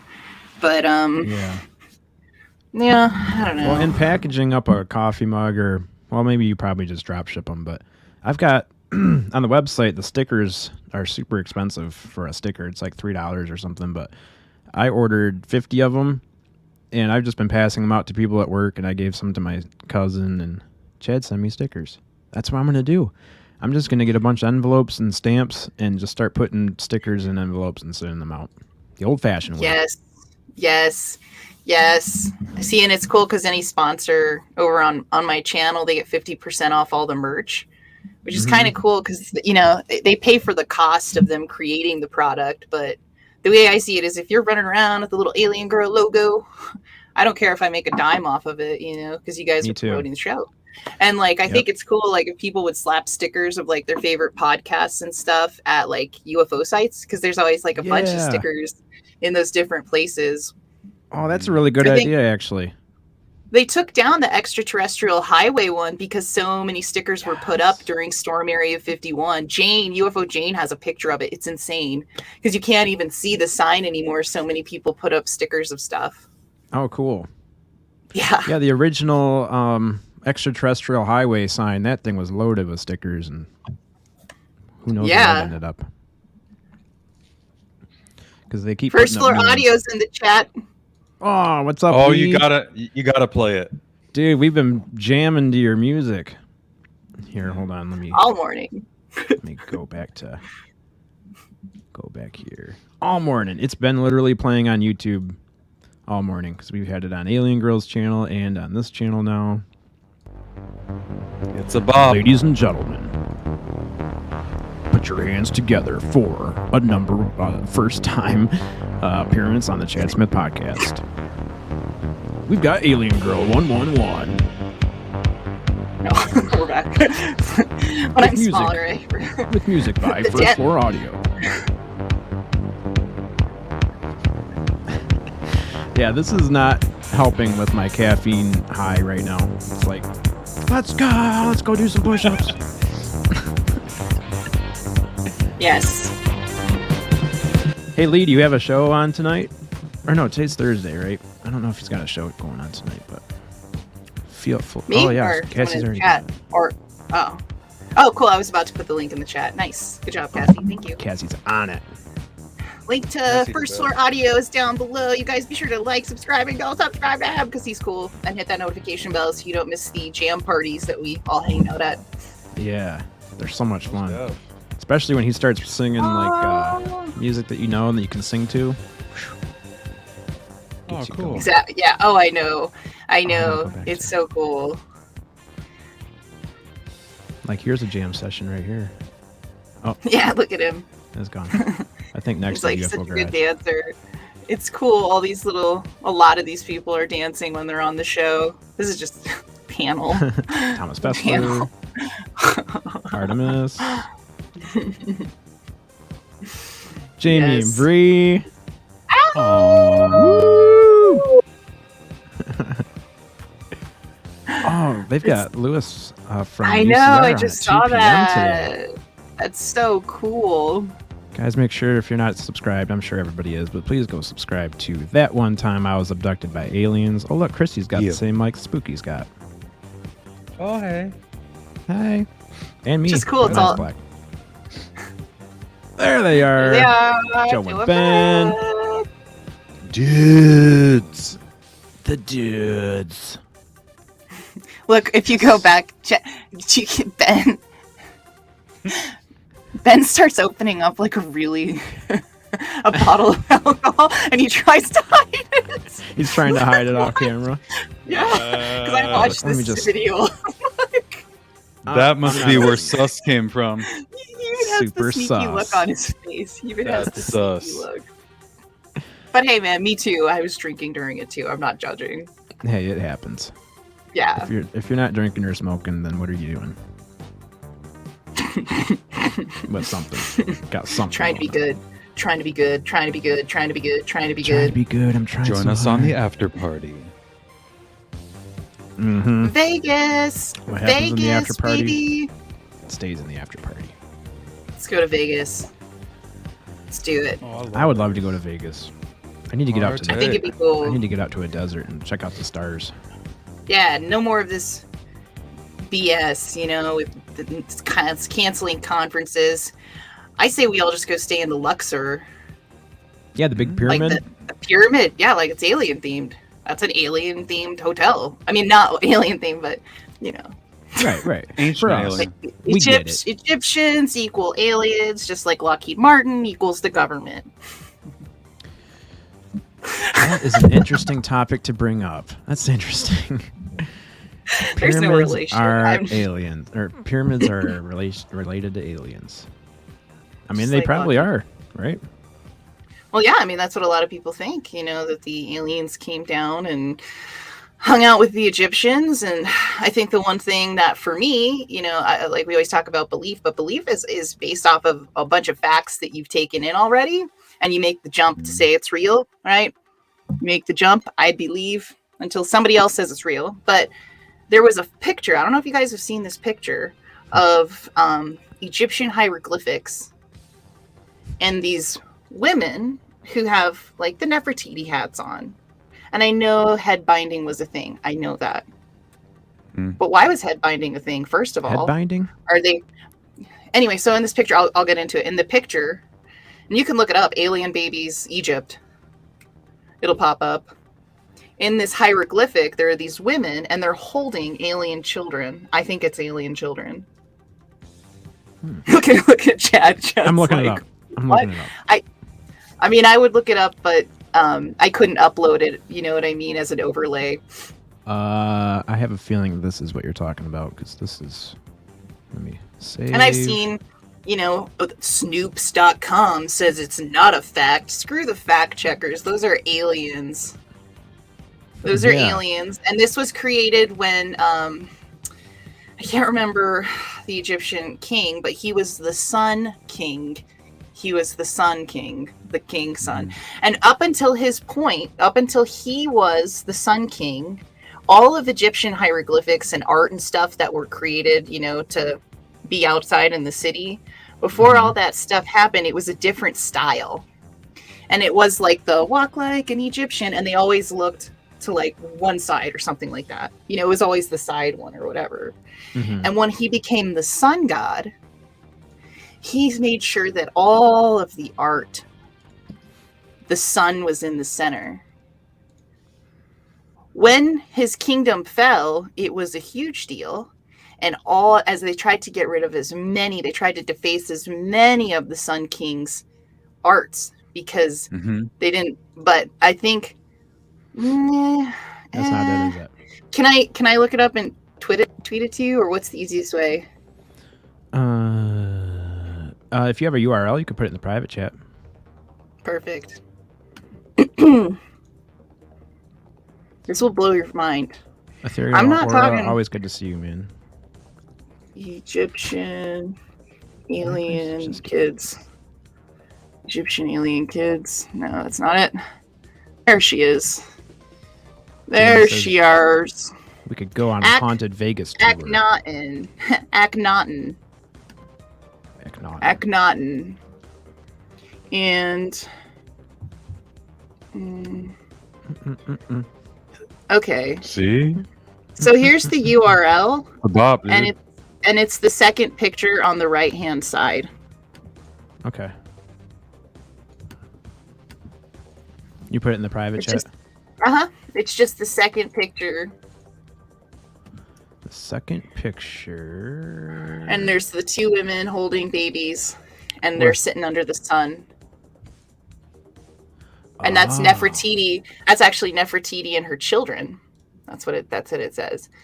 And so people are like, no, there's no way that's alien. But that, like, if you can see the children have bigger heads. Mm-hmm. I'm gonna see if I can find a bigger. Oh yeah, right better. here. That's the head of one of the kids, right? Yes, and then there's another little baby sitting on her lap, and then there's another little baby sitting on her shoulder. Oh, right And here. And they're little beings. Yeah, those are little beings. Those they don't Yeah. like when you really look at the structure of their bodies. They don't look like babies. They just look like little people. Yeah, they do. Right here. It just looks like a little person. Not really like a baby. And when you see it in a different photo, like a bigger one that has better enhancements and stuff. Yeah, that's Eknaton. Oh wow, that's cool. Yeah, so there was something going on back then. That image of them holding babies that have interesting forms, and it doesn't add up to me. And the heads are elongated, like when you look at it. And I remember being in our history class telling my professor that. I was like, whoa, it's aliens. And he was like, no, it's not. He was like, it's not aliens. Yeah. You guys don't have a Discord? No, Spooky. I'm putting Spooky in charge of all social media for the podcast. Oh my I'm God. so bad at it. I'm so Jamie terrible has at a it. way with words, boy. She just gets it out there, doesn't she? Tell us how you really feel. Yeah, don't hold anything back, Jamie. Please. That whole slacker thing, man. Spooky sleeping in. We got no Discord. It's like we got no Discord. We didn't have a Twitter. You guys got to do merch. that. We may not even make our next show. Wait, what's that? We might not. What? We might not even make our next show. Yeah, we might not. Who knows what's going to happen? No, it's too much fun right now. You know, who, another group that was doing those head elongations were a lot of those African tribes too. Right. And it could, a lot of ancient astronaut theorists, right? They say that it was maybe because they were imitating them because they had, it appears that they have magical powers and they're way smarter than us. So they wanted their children to look like them. Mm-hmm. It's interesting. We lost the music because I shared that one thing. Now I got to go back to this. Yeah, there we go. Boom, boom, boom, boom, boom, boom. Yeah. Is it pathetic that I listen to this sometimes just to feel better? Are you crazy? I fucking love that shit. I watch the video over all the time, and I'm like, yeah, this is so fucking cool. Amy, what you don't know is that Chad and I both are DJs. We were former DJs so we're loving this kind of stuff. Yeah, man, I just listen to this like whenever I'm down, and it always perks me up. It always perks me up. Yeah. Yeah, you can let it play as far as I'm concerned. They're like, okay, here you go, Amy. Oh, keep Jamie, the guest, sure. Keep the guest. I'll help you with your merch, and you help me with marketing. That sounds good. That'll work. Hey, that's what we do here in this community, If somebody has a skill and somebody else has another skill, you trade. You help each other out. Definitely. I don't There's know if not I really one have of a us skill. that's more talented than the other Spooky. And I'm obsessed. Yeah. That golden probes. The golden probes. That's gonna be a big thing every year, guys. Oh, was that her? Was that Spooky? Yeah, that was Spooky. Yeah. Recording music as she listens. Why is Spooky not here with us? Yeah, jump on. Because I didn't drop the link. Spooky is spooky. Oh, yeah. This is that rando fun we talk about, man. Are you going to do it? Yep. Now this is for Spooky. You're going to do it? Here We don't go. know what's going to... Oh, just for Spooky. You better get some screenshots, man, if it happens. Who knows who's gonna jump on? You don't know, man. What if Angela's in the gray room? What are you gonna do? Oh, Lou Elizondo just pops up. Yeah. What's up, He's bro? like, "What's up? I love your show, man. I'm gonna buy the mug." Like, I'm always back here just listening. I'm always lurking in the chat, but I really like your show here, and I heard you guys talking about me this morning, and I had to come on. Yeah. Yeah. And then they're like, and he's like, I am an information agent for the government. You got me, I figured since you only have 300 subscribers, I'd share it on your live here today. Oh, dude, you can share any of my content whenever you want if it's fun for you. Same with Spooky in the chat. Just go for it. I'm not going to copyright the people, like you were saying, collaborating and helping each other. I don't care. You guys can always, if you want to watch an episode or there's a clip of somebody saying something, I'm totally cool with it. So. That's awesome. You are so awesome. Oh, dude, we gotta push each other all up, man. And I sincerely think, getting to 1,000, and you guys should probably start independently monetizing. You should do that. I think that the buy me a coffee is a better deal than the super chats. And getting to 1,000, but it's also about the fun. You could see a lot of people with like a lot of subscribers, but no one goes to the live chats. Not a one. Yeah, I was just thinking about that.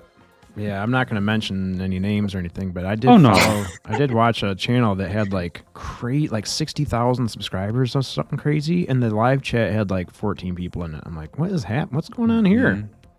Yes. Because we're a different group of people. We're a different, and we were talking about it earlier. I was like, there's a time and a place, and you go through phases, and sometimes you're like, well, dude, no, I take this way more seriously than any of you guys think. And there's time and a place. The place is now, And here we all are, because some of those chats, there ain't anybody in those chats. They got 60,000 subscribers. No one. Us. Yeah. Oh, Spooky. Look who it is. It's Spooky. Oh, whoa. This is like seeing double. Now wait, this is the real spooky, right? Spooky. Spooky.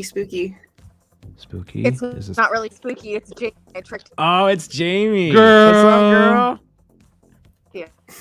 What's up, girl? Good Your to see you. internet, Good of course. I could have told you it was Jamie. Her internet hates us. Oh, is she at work? Yeah, she's at work. We got to get her some Starlink. I'll talk to Elon after the show. Something's not right. There's one thing not right with the universe, and that is Jamie should have the best internet wherever she goes. Jamie and Sonny should both have. Oh, and Cassie. Right. How come Cassie doesn't have awesome internet? You've been spooked. Oh, that's funny. That's funny. She thought that was the funniest thing ever. Coming here thinking that you're making us think you're spooky. Oh man, I'm starting to come down off my caffeine high. Thank God. I know, dude. Dude, I know what you mean, man. I know what you mean. I'm on jitter mode, and it's fun. This is like the perfect time to do a podcast. Yeah, because you guys get it because you do the morning thing. It's like at night, I'm just like, sometimes I'm super sluggish at nighttime. Yeah, just like I'm not. Sometimes it's good to have people come on at night because they're like entertaining, and I'm like, damn time. That's why I love Ben and Joe, because even at that nighttime, they're able to like keep it going, and they bring this energy. Right when you're like starting to slack a little bit. Mm-hmm. Yeah. Next thing you know, it's totally topless 2-Topic Tuesday. It's either topless Tuesday, or thirsty Thursday. Thirsty Thursday, yeah. Bree and Jamie really looked topless that night. That's what was so funny. Oh, they were super topless. One of them, which one was it? I think Bree was the one that just forgot to put anything else on. She was the one that she was like reaching towards her crystals, and it was like, oh, hold on, I gotta raise the camera up a little bit there.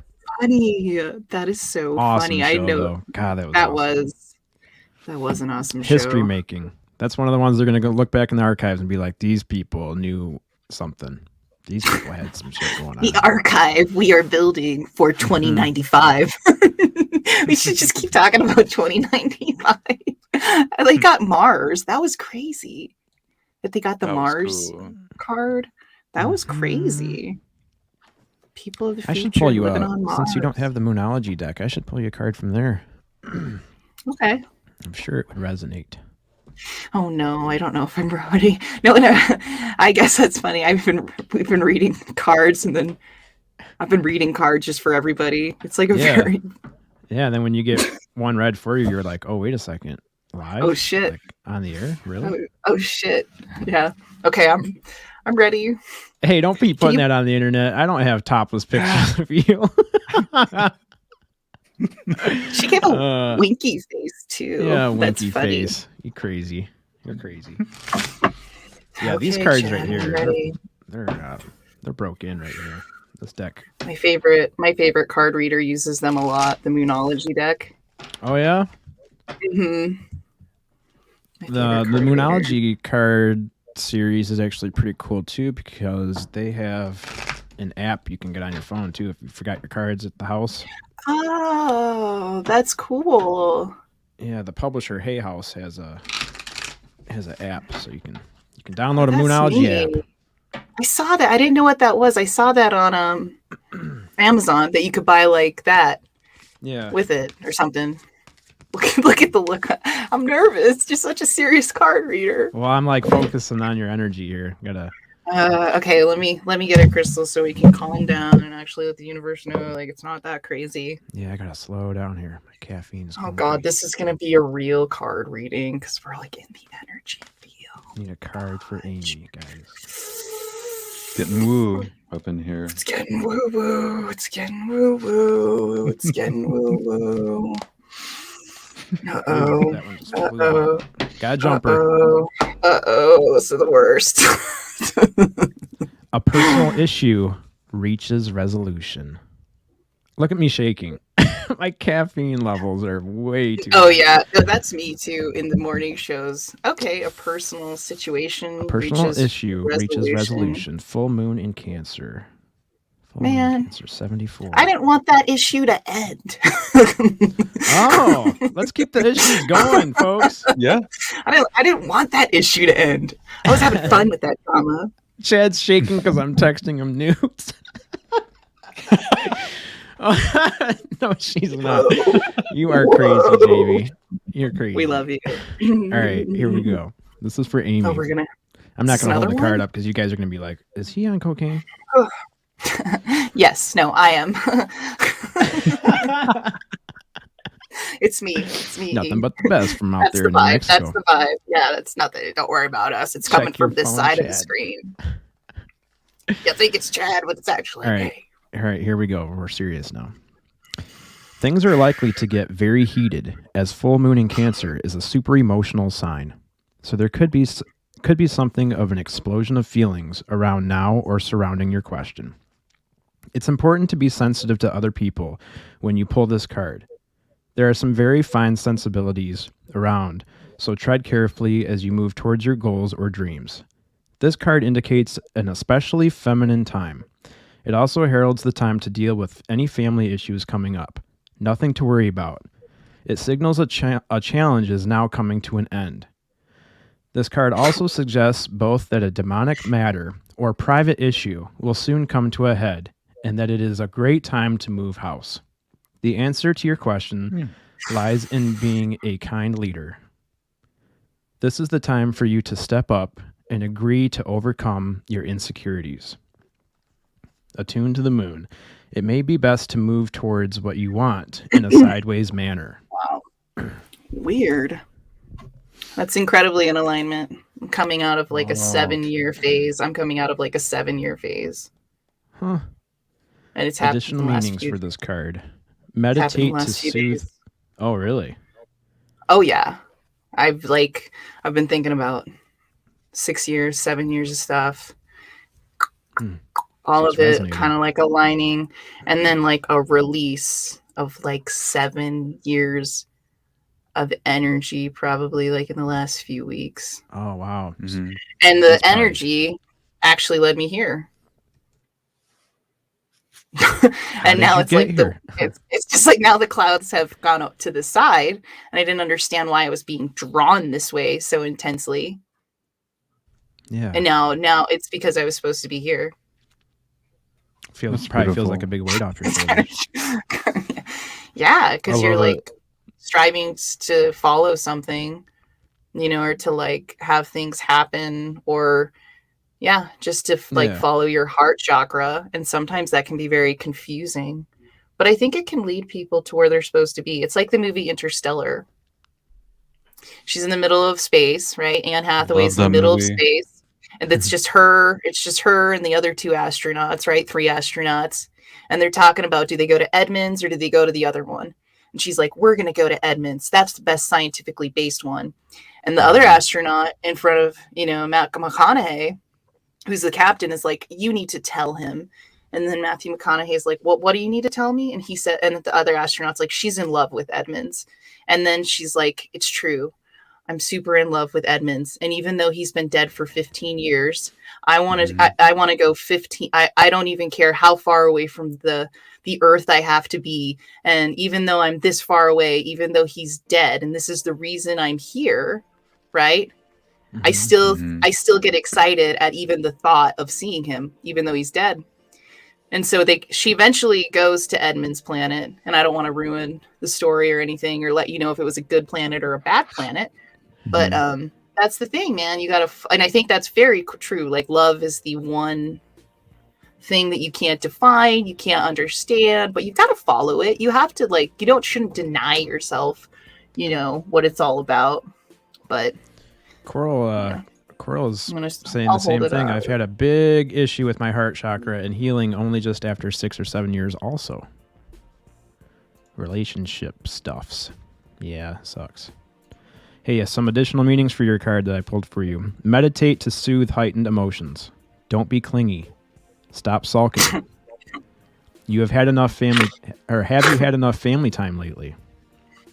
Yeah.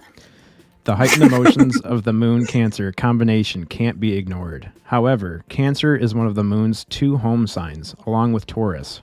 Whoop whoop, Taurus. So, astrologically speaking, the Moon loves to be in this sign. In fact, she rules Cancer. This means that with this card, there's a sense that all is as it should be. Or don't worry, all will soon be well. That's an awesome card for you. I think it'll be fine. Beautiful.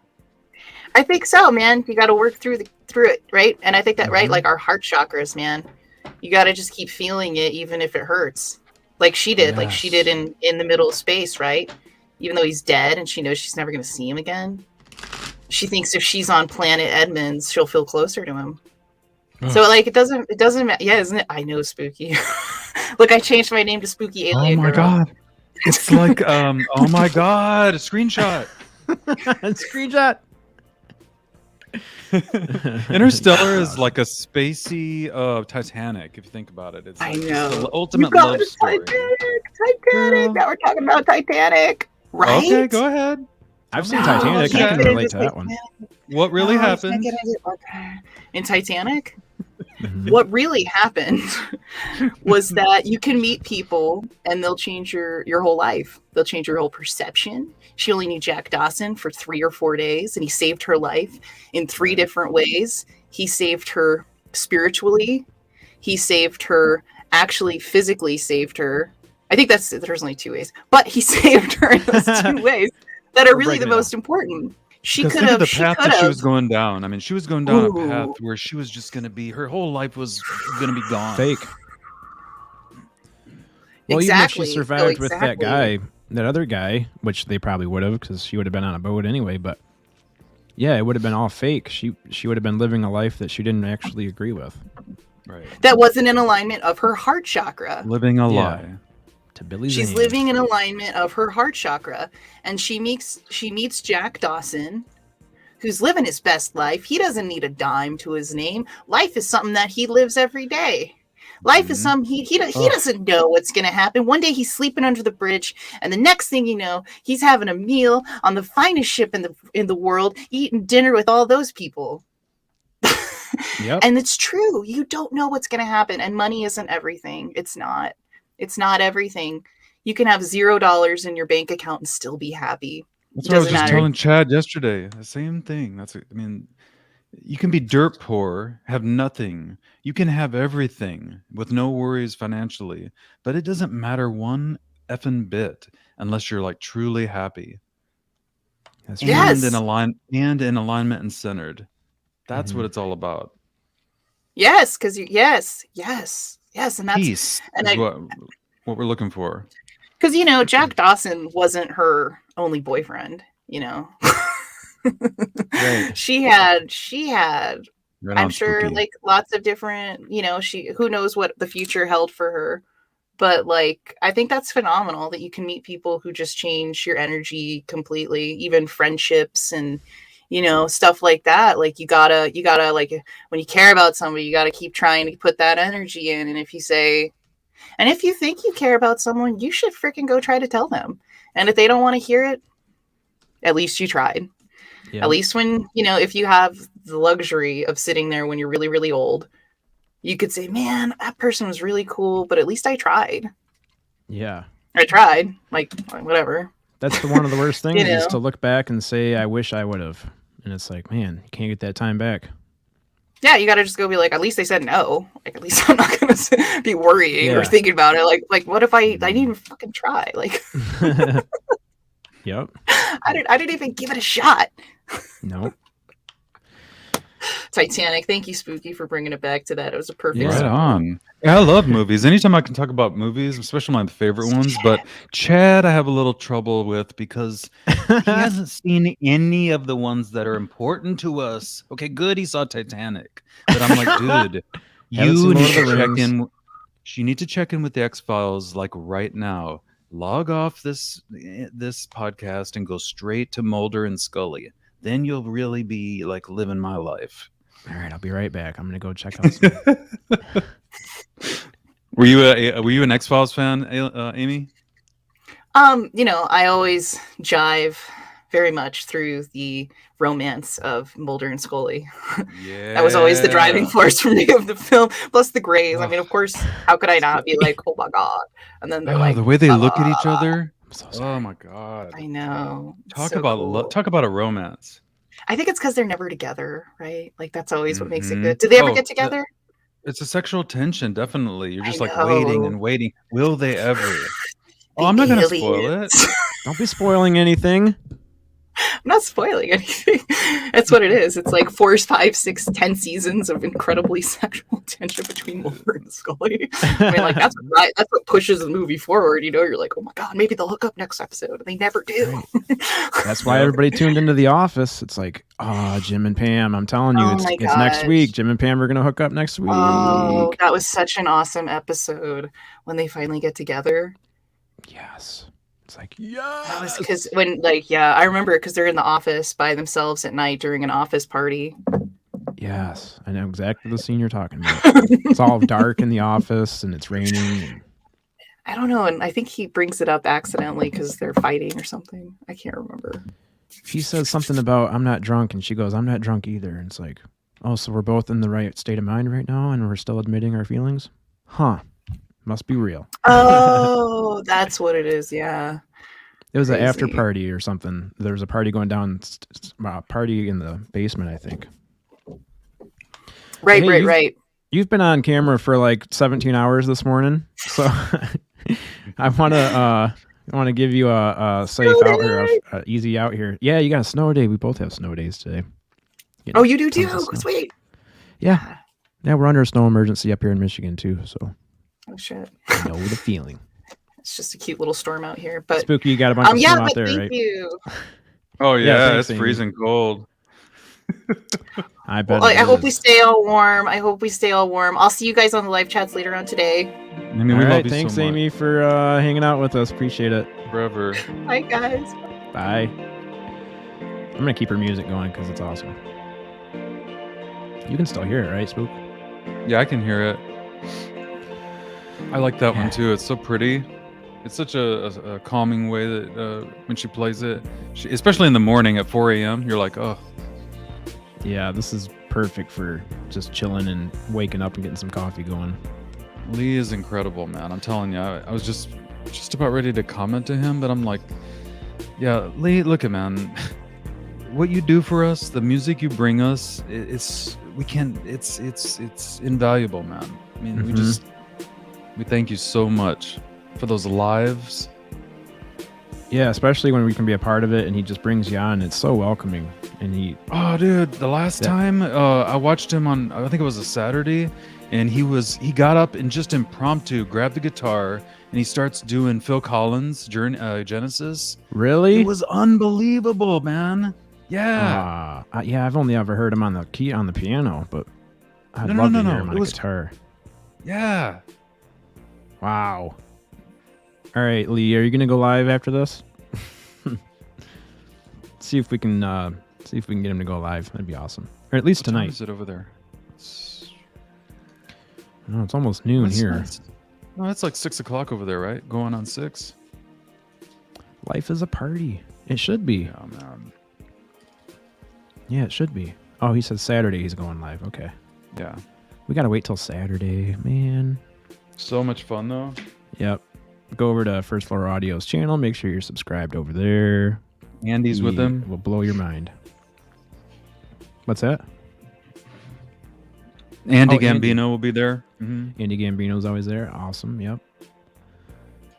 I wish we could check in with Sonny right now and see where the hell he's at. See what he's. I'm sure if his internet was working, he'd be here. He said he would, but out there in Fresno, California, where the internet is challenging sometimes. Let's see. Does anybody else? Bree, did you want to come up? Are you busy? Brizzy? Are you busy? Are you Brizzy? Bree busy? I don't know what I'm saying. Enzo. Go check out Enzo. Does Enzo have any content on his channel? I don't think he does. I think he just hangs out with us. All of the other YouTubers in the community. But Enzo is the winner of the award for the best background. Spooky's coming in second. Best background, and also the way that he is so available to so many different shows. Like every time you go to a show, Enzo's going to be there pretty much. Mm-hmm. And his comments are like spot on. I find that with S4 too. I find S4 Anthony in almost every room I go in. Yeah, very similar. Mm-hmm. They're there and they're like totally engaged, right? Yep. You too. I'll be in a room. I'll join a live or something, or I'll watch a like a, what do you call that? Watch it back after it's been live, and I'll be watching the live chat in there, and all of a sudden your name will pop up. I'm like, oh, Spooky was here too. I'm just stalking you, man. Mm-hmm. Oh, you got a new song coming up. Alien Girl. That one's fire. Yeah. All right, guys, welcome back to another episode. That's when we're rocking out. Yeah. And it's got a cool video playing at the same time. This must have been out at a conference. I like that hotel. It's got green. Oh, look at that. There's an alien on the door card. Amy knows where to stay. The Roswell Inn. Look how beautiful that is. I need to go out to the desert. I belong out there. I mean, Roswell's a real place. Sometimes I think people don't realize it's like an actual place. It's not just like something out of fiction. Right. Yeah, and look at all the cool... Oh, man, I need to go out there. With a credit card. Oh, that is so cool. Look at all the cool merch they got in there. Boom, boom, boom, boom, boom, boom, boom, boom. Of course, Bree. Hey man, it's always open. Yeah.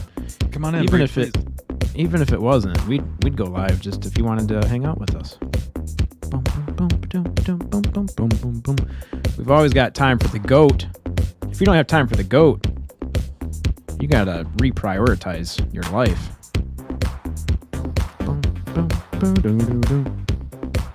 You gotta save me and Spooky. We're just jamming to music. We'll jam to music for the next hour and a half. Oh, look at that UFO crash. That is so cool. Man.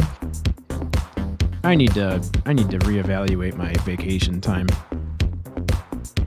Whoa! Look who came out. Oh my goodness! Oh, no, we are at not the same worthy. time. Turn it up! Turn it up! What's up, Turn it guy? up. The party! Hey! Tommy! Hey! Oh my God! This is too good to be true. Screenshot. How's it going? What's What up, is up, Kari? Hey, Bree. good morning. Good morning. How are you guys? How are you beauties this morning? We are. Well, I had 3 hours of sleep and then I had to get up and go grocery shopping, so I'm wild today. Wild. Oh my Tired. God. Very Wild. tired. But I'm eating cheese, so it's okay. Oh, that'll get you going. I don't know what All's to right have for then. breakfast yet. It's all about cheese. It's all about the cheese. I think all cheese for about the breakfast would be cheese. weird though. Well, if you're like me and you're on keto, that's like a perfect breakfast. A little bit of cheese, maybe a couple of sticks of jerky, and then you're good to go, ready to start the day. Yeah, what do you eat like on a regular day basis? Me? Who? Who are you asking? I eat a lot of burritos, Make the tacos, and burritos. Tacos. And that's keto? Yeah, because I found these wraps that are like 2 grams of carbs each. So if I stay under the 20 grams of carbs a day, it keeps Damn. you keto. And I love burritos, and everything that goes in them is pretty much keto. So Yum. keeps you Fucking love fueled up. burritos. And I cheat a little bit too. I have yeah. more vegetables than I'm supposed to have. Some veggies are. That is so weird though. It's like you'd think that vegetables you could just have unlimited amount. Yeah, you would think. There's some that are definitely higher in like corn. You don't get any nutritional value from corn. And, True, it's just a starch. Yeah. But like, I'm not into it. I really like my, your broccoli and cauliflower mix. Aw. Glasses Oh broke. no! It's okay. Oh shit! No, they are actually broke. Oh Aw. man! They're cheap reading glasses. It's fine, but that's Oh, annoying okay. because I need to I be was able gonna to say. Yeah, I've got a friend. My friend Adrian. If his glasses broke, like he can't see 5 foot in front of him without his glasses. Right. It's pretty scary. Mhm. That sucks. I have glasses and I never wear them. Only like occasionally. Oh, I have. But I'm supposed to wear them all the time. me too. I have them just like sitting here. It's always like, put on your glasses. Put on your glasses. But I'll be blind. Oh, in you no gained time. 10+ pounds in the last 5 months, and you really needed that. BMI was too low. Oh, congrats! Well, that's a good thing then. Good. I need to That's a good lose. thing. Some I need to lose about 30 pounds. But 30 There pounds. there you go. There you go. Why not? That's all I got. No, I got some other ones somewhere. I can't dig them out right now. So. We should do a whole stream where everyone wears sunglasses. Right? We'll call it the that would be I wear my cool. sunglasses at night with That night. that one time I was Yes. abducted by aliens. I wear my sunglasses. Who is it at that night. has those sick alien sunglasses? Ooh, They're I like have a green. pair. And they like go up like this. Yeah. I have them. I Yeah, just don't know where I right. put them. I I haven't bought seen a them. whole pack of them off of Amazon, like 50 pairs. When Jamie moved to Las Vegas, we did like a little alien surprise party. So I bought them off of Amazon so we could all be like looking like aliens. Right on. And now I just have an ass ton of them. I don't know what to do with them. They're just Send them out and then we'll all wear them on the stream. Send them Perfect. to people that buy coffees. Hey, there you go. that's smart. If you spend more than $5 so on a smart. coffee, you get a free pair of sunglasses. Right? Free pairs of sunglasses. That's really smart. I like that. Is that like, oh, these sunglasses are free, but you have to pay shipping? Exactly. Ah, yeah. Gotta help us out with shipping at least, but then you get a I free just pair of want to. sunglasses. I just want to remind everybody of what Bree did. Whoa. That's like some kind of curse. Right? I got glitter everywhere. I killed Oh my Jerry goodness. and Killed Jerry, and in shock, I dropped my snow globe because I was like, "Oh my god, you just shot Jerry!" And I got this isopropyl alcohol everywhere, glitter everywhere, glass everywhere. it was. Oh, so is that worth what's it, in though. those? Is that what's in those? Is iso Yeah, it's like- alcohol?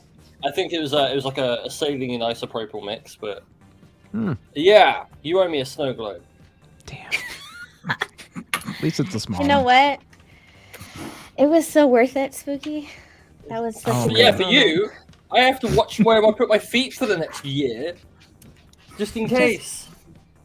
Honestly, I hate glass. Like when it breaks, it's the worst in the world. You never know if there's a itty bitty microscopic little dot and you step on it and it's lodged in your foot and then it gets Yeah. infected. Oh, speaking of Yeah, I'm lodged gonna in a lose my foot, foot because of you, Bree. I stepped full force onto a thumbtack yesterday. Just full force. Plop, boom. I'm like, what is that? Oh. And I Do you looked have your at my tetanus foot. shot? Yeah, I'm all caught up on tetanus for sure. But my God, I was like, what is in my foot? And I lifted my foot up, and it was then that the pain came into play because I was like, not really feeling any pain at first, and I saw it, and I'm like, there's a thumbtack in my foot right now. Oh my gosh. One time I was on so much acid at the beach, I didn't realize I love got any home. story that starts with one time. I was just on going to so say much that if acid. you start your story with I that have one a few time like I that. was on acid at the beach. Yeah, it was fucking dangerous as hell. It was like a massive storm, and me You and my think? friends were out there like waist deep in the ocean. A helicopter came and was like circling us and was like, "Get off of the beach!" Anyways, I came home and took a shower and realized that I had a fat rock, like a little chunky Oh. rock lodged into my foot, and I never felt it. I was just like, "Oh Ooh. shit, there's a rock in here." Oh, was that could have a been thrown lot off your of whole fun. trip, though. Hey, there were skills. No, it in was there. great. I was just like, I don't even feel it. So weird. Connor, I love LSD in water. Sounds like a party to me, man. Let's go. I like Yeah, it it when was I'm on fun. LSD and I'm like, I discover water again for the first time, and I'm like, whoa. You know? It's, You're like the it's first fun. person to ever discover Right, it. it's like, I'm gonna put this in my Have mouth. you seen this? I'm going to drink this. I wonder if it's wet. Out in the ocean? Oh no.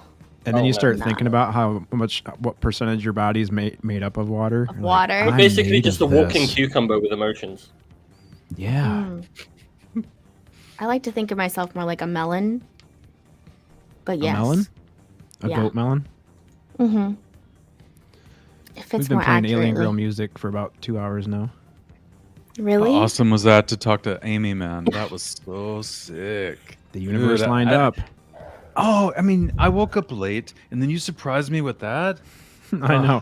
When I booked her this morning, I was like, I can't wait till Spooky sees this thumbnail. He's gonna wake up Oh and be my like, God. "Does that say Alien Girl?" Ta-da! I didn't have the chance to tell her, but I'm like obsessed with her. The reason is because she reminds me so much of like one of my bestest friends when I was in high school. This girl that Aw. I was like totally in love with, but not in love with, just as a friend. But Mhm. Amy is so similar to her. That's cool. Yeah, you guys were vibing good. The only thing I thought it was wanna so tell- funny you guys were talking about the heart chakra because I was feeling that today. I put on my little rose quartz mala because I felt like I needed Aw. some extra heart chakra love, and then you guys were talking about it. I was like, whoa. I need to have her on the podcast and talk about crystals and which ones do different things. I think that'd be fun. Well, you got her right here. Bree knows all about it.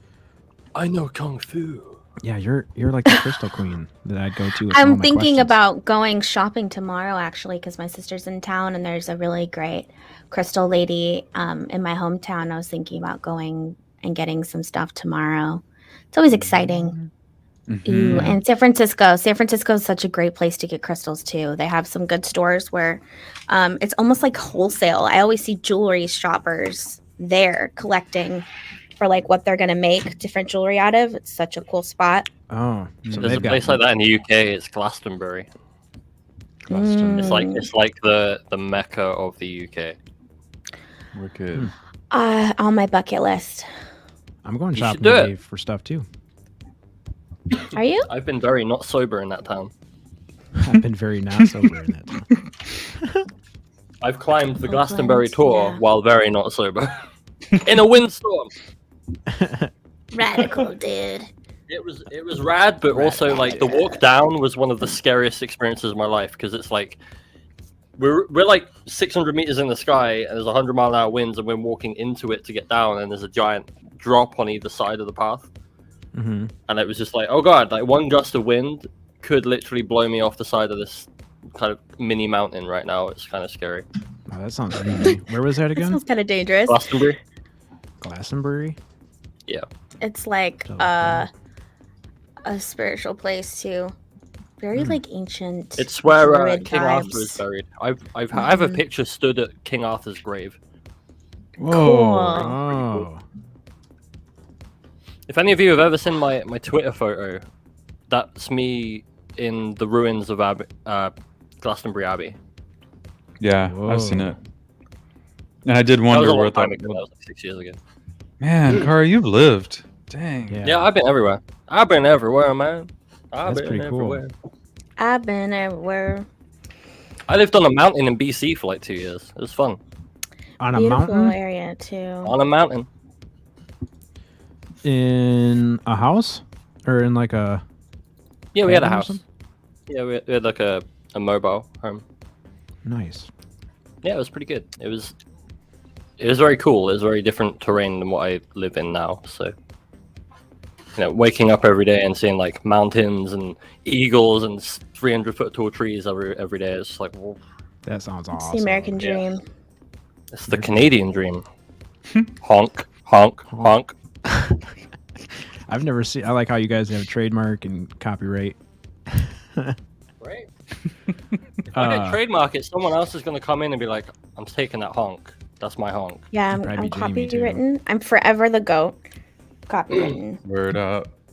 Bree the goat. Forever. Right. The woo Yeah, I've never seen a goat. snow-capped mountain. I need to go out west. Really? Yep. Go to the Rockies. Canadian Rockies are some of the best mountains in the world. They're just, Yeah. there's a Be highway so that goes all the way cool. through, and it's just like, why? It's great. I'd be in heaven. It'd be so cool. Down here we have San Bernardino Mountains, and I see them all the time. It's absolutely beautiful. You can be standing on the beach, Chad. Here, of course, I live right here by the ocean. But you stand here on the beach, and you can look up and see snow-capped mountains. That's awesome. Right So time you of could year, be- of course. But Right. Yeah, that's amazing. I Standing already on a told beach, you, looking over at here the where I mountain. live, you can go to the beach, you can go to the mountains, you can go to the desert in the same day. That's what I love about California, to be honest. I feel like we have a little bit of everything. Yeah. Can you go? How far does it? I mean, how long does it take you to get far enough out in the desert where like you don't have light pollution? Well, I don't know about what's- for you, Spooky. For me, it's probably like 6 hours. Holy! Wait, 6 hours. Well, for it what? depends on what. Because when I think of the desert without any light pollution, I think of Joshua Tree. Yeah. okay. Yeah. There's other It deserts. depends but, on what like, level that's- of, yeah, to what degree of, no light pollution are we talking? But Joshua Tree would be like the best. Yeah, we don't really have that here. I'm on a tiny little prison island in the ocean. Prison There's just- Island. There's just light pollution everywhere. It sucks. When I was in BC, it was like the craziest galaxy. You could see like the arm of the Milky Way every night, and it was just like, wow. Awesome. Like, Guys, I could see I'd that. never seen stars like that. I could see that being like a new thing that comes with this this new movement, this new age. Is like I can see a thing being passed maybe within like the next 10 years or so, where it's like at nighttime certain lights have to go off, and maybe there's like a new light bulb or something that comes out for street lights, so that as we get more involved with the spiritual side of things, maybe they'll be like, hey, we need less light pollution so that we can be more in tune with the stars and stuff. That would We be absolutely awesome. do. I think like getting rid of light pollution movement would be cool. I'm Even down just with if it was for a restrictions on that. day.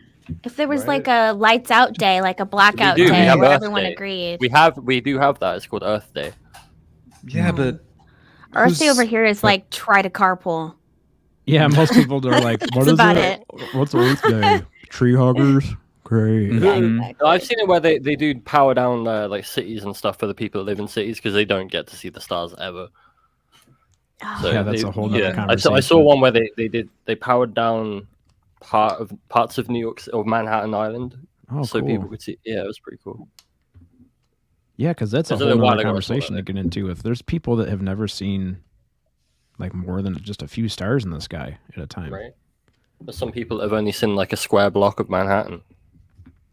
No. They live their entire lives in that one. They're born in a building, they live in a That building, gives me they work in another part of the building, and that's their life. It's true. no grass and no stars. I would go insane. Like a stray bit of code in the Concrete machine. jungle. Yeah, that's insane.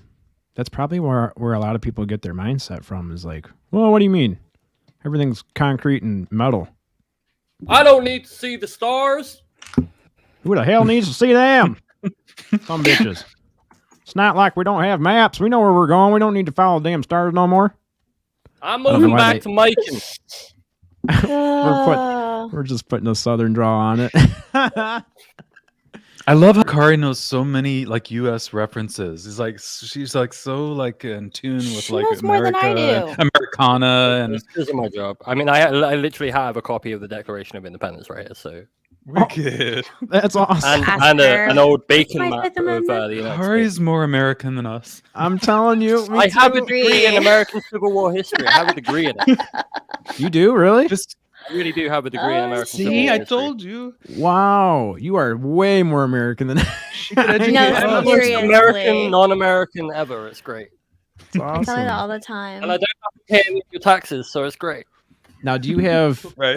do you want to live here? Are you planning on moving here sometime? Maybe one day. It's just Yeah. been a hobby. I don't know. I like the Jamie and Bree. story. I mean, I don't like the Yeah. whole colonization part of it, but I think the idea of what America is it's a good ideal to strive for. Yeah. Right That's on. cool.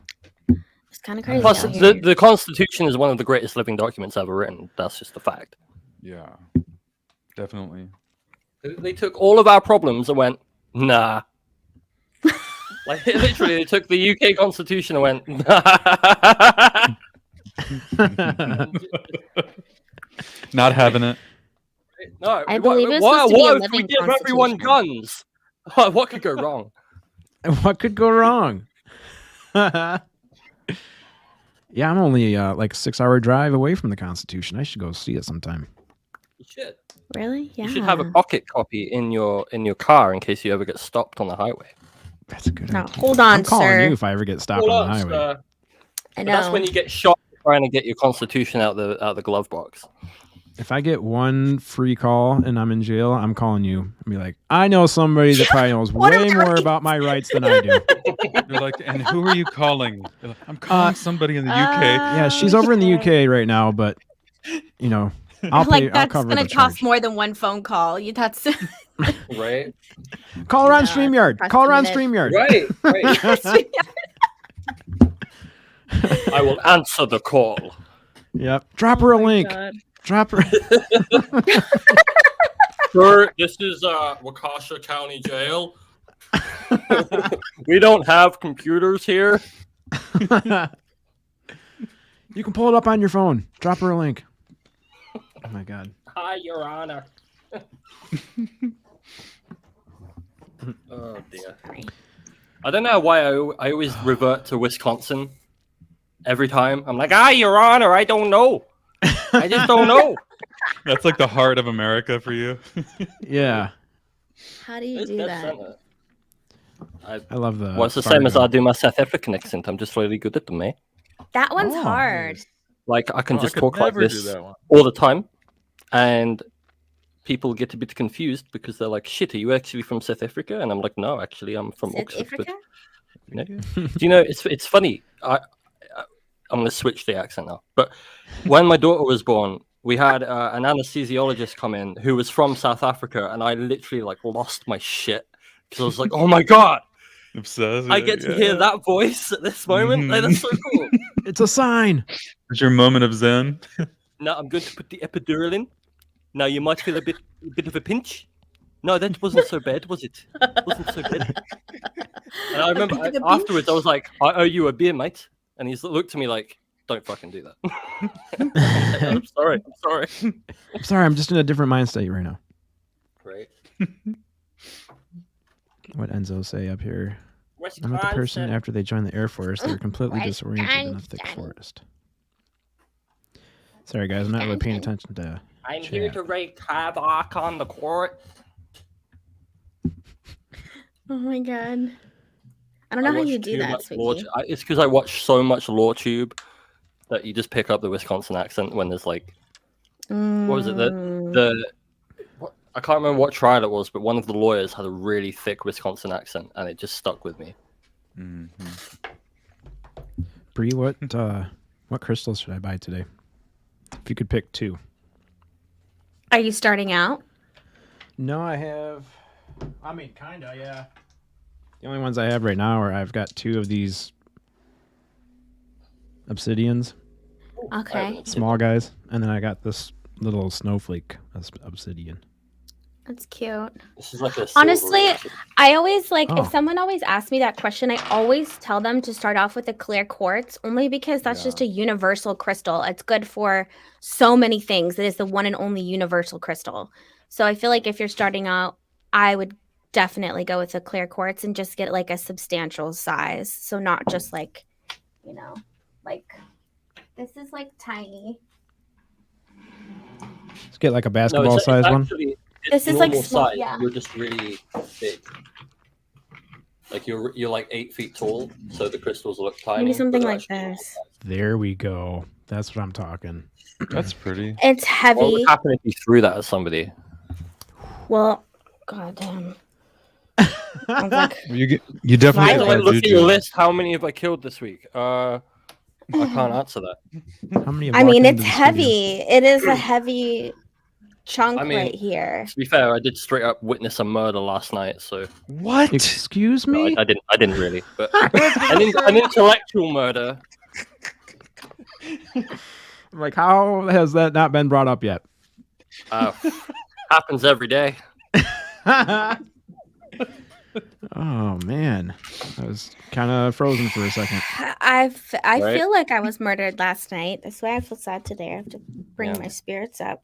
Why did Jamie send me this? Is there a reason why Jamie would send me this? Oh my lord! Who is Oh, that? shit.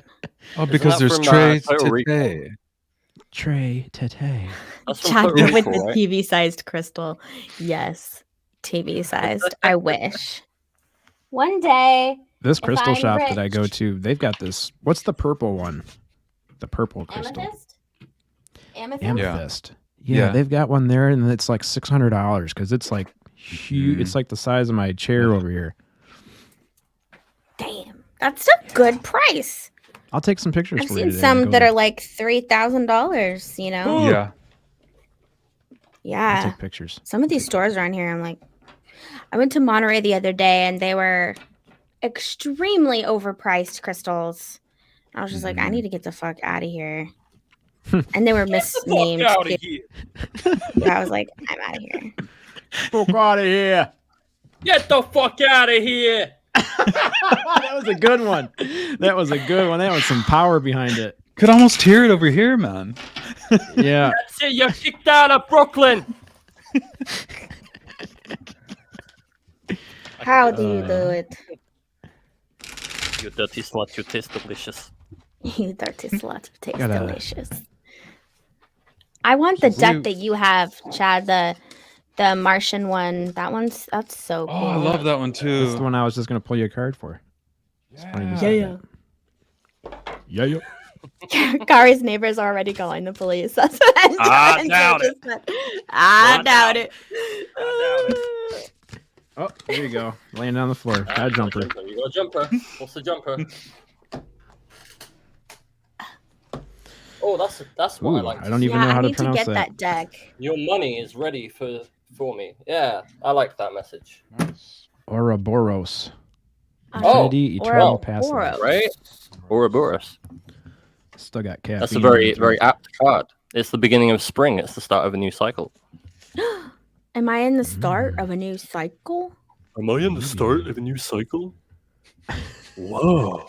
You even sound I know. higher. Mind blown. I just do my best Keanu accent. I want to good meet one. Keanu Reeves so bad. You already met him. The card meaning is yin yang, inner outer world, infinity, eternal, rebirth, Just did. reincarnation, past Rebirth. life, cycles, give and receive, energy exchange, returning, completion, and recycling. What does this mean for me, Chad? Mm-hmm. The ancient Ouroboros symbol of the serpent dragon with its tail in its mouth is allegorically devouring itself and I can't pronounce that word. It comes up all the time. Cyclically. So Psychically? cyclically? Like a Yes. cycle if you're doing something spell it again. cyclically? That's CYC. cyclically. Yeah, cyclically. There it is. Cyclically being reborn over and over. Cyclical. The word Ouroboros literally means tail devouring. The oh, that's the tattoo that Josh Aurora has on his arm. Borealis? That's what it sounds like, but it's Ouroboros. It's Also it's represents O-U-R-O, like Ouroboros. Ouroboros. Also represents the Ouroboros. consuming or swallowing of external information and experiences that then travels into the inner unseen realms of existence. Some It's images. also the tattoo that Scully gets in the X-Files. Oh, what's the X-Files? Don't do it. I don't know. What is the X-Files? Some Who? images are in the I circle woke zero up with shape. this tattoo and I didn't know where it came from. Or what it was. Wicked. Whoa! I don't know. Who? Okay. Who? I couldn't love you Who? anymore. Oh wait, no, wait, what's this? I have a Whoa. fringe tattoo. What? Dude, Goddamn. unbelievable. I Wow. love sci-fi. Wait, so Chad, what does this mean for me? Girl, if I knew that, I'd tell What you. does your intuition say? Give me a reading. That I need Speaks Jesus? of life and death of resurrection. I don't know. For me, it seems like you've been struggling with something and it's coming to an end, Dope. and you've learned what you needed to learn from it, and you don't need anything else out of it. So it's just gonna fade away, whatever it was. Amen. So Hallelujah, Jesus. Thank you for that. Words of justice. it's so funny because the last time we talked to you, Justice. you were like so tired and sleepy, and you were just like, oh, I'm getting my coffee and my cereal, and then I'll talk to you guys later. Okay, I'll see you guys. Bye. I was pretty tired. We need I'm Kari actually more unleashed. tired now, but I'm just awake. That's the difference.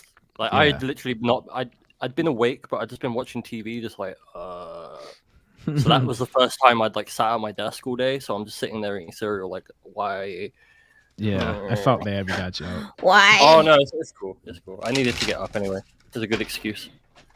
You got that second wind when you're so tired, but then you all of a sudden. I got it just kinda from loopy. the Stars Academy of Farts and Science. To the Farts Academy of Yeah.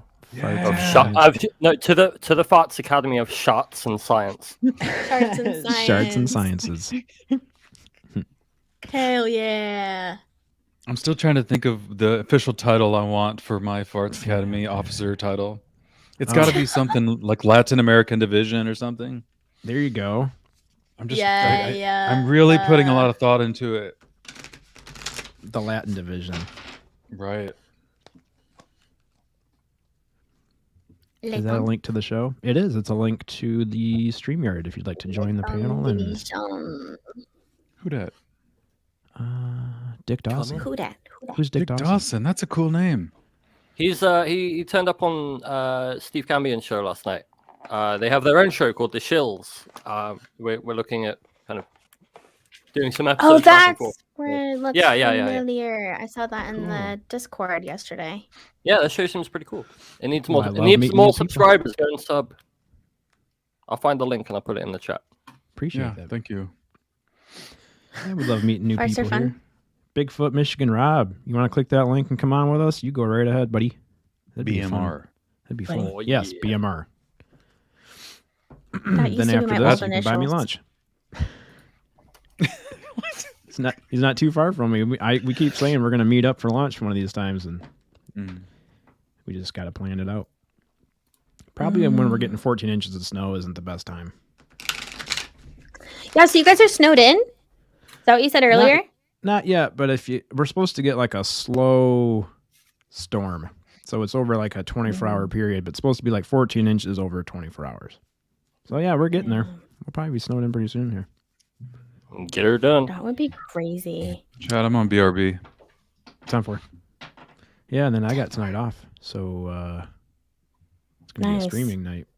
I doubt it. I doubt it. I think we're gonna have some parties. You should come and join Abduction Hotline later today. Tell us the story. Well, I have not had any experiences, so I don't know what I'm gonna add to that, but Oh. I do have one experience. I did put the link to the thing, but I just realized I don't have the ability to put links in the chat.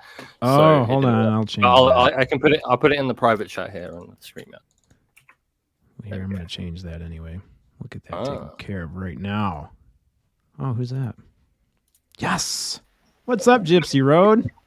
I just walked in, and I'm like, howdy doody. You guys are. I love the background. What a cool background you have.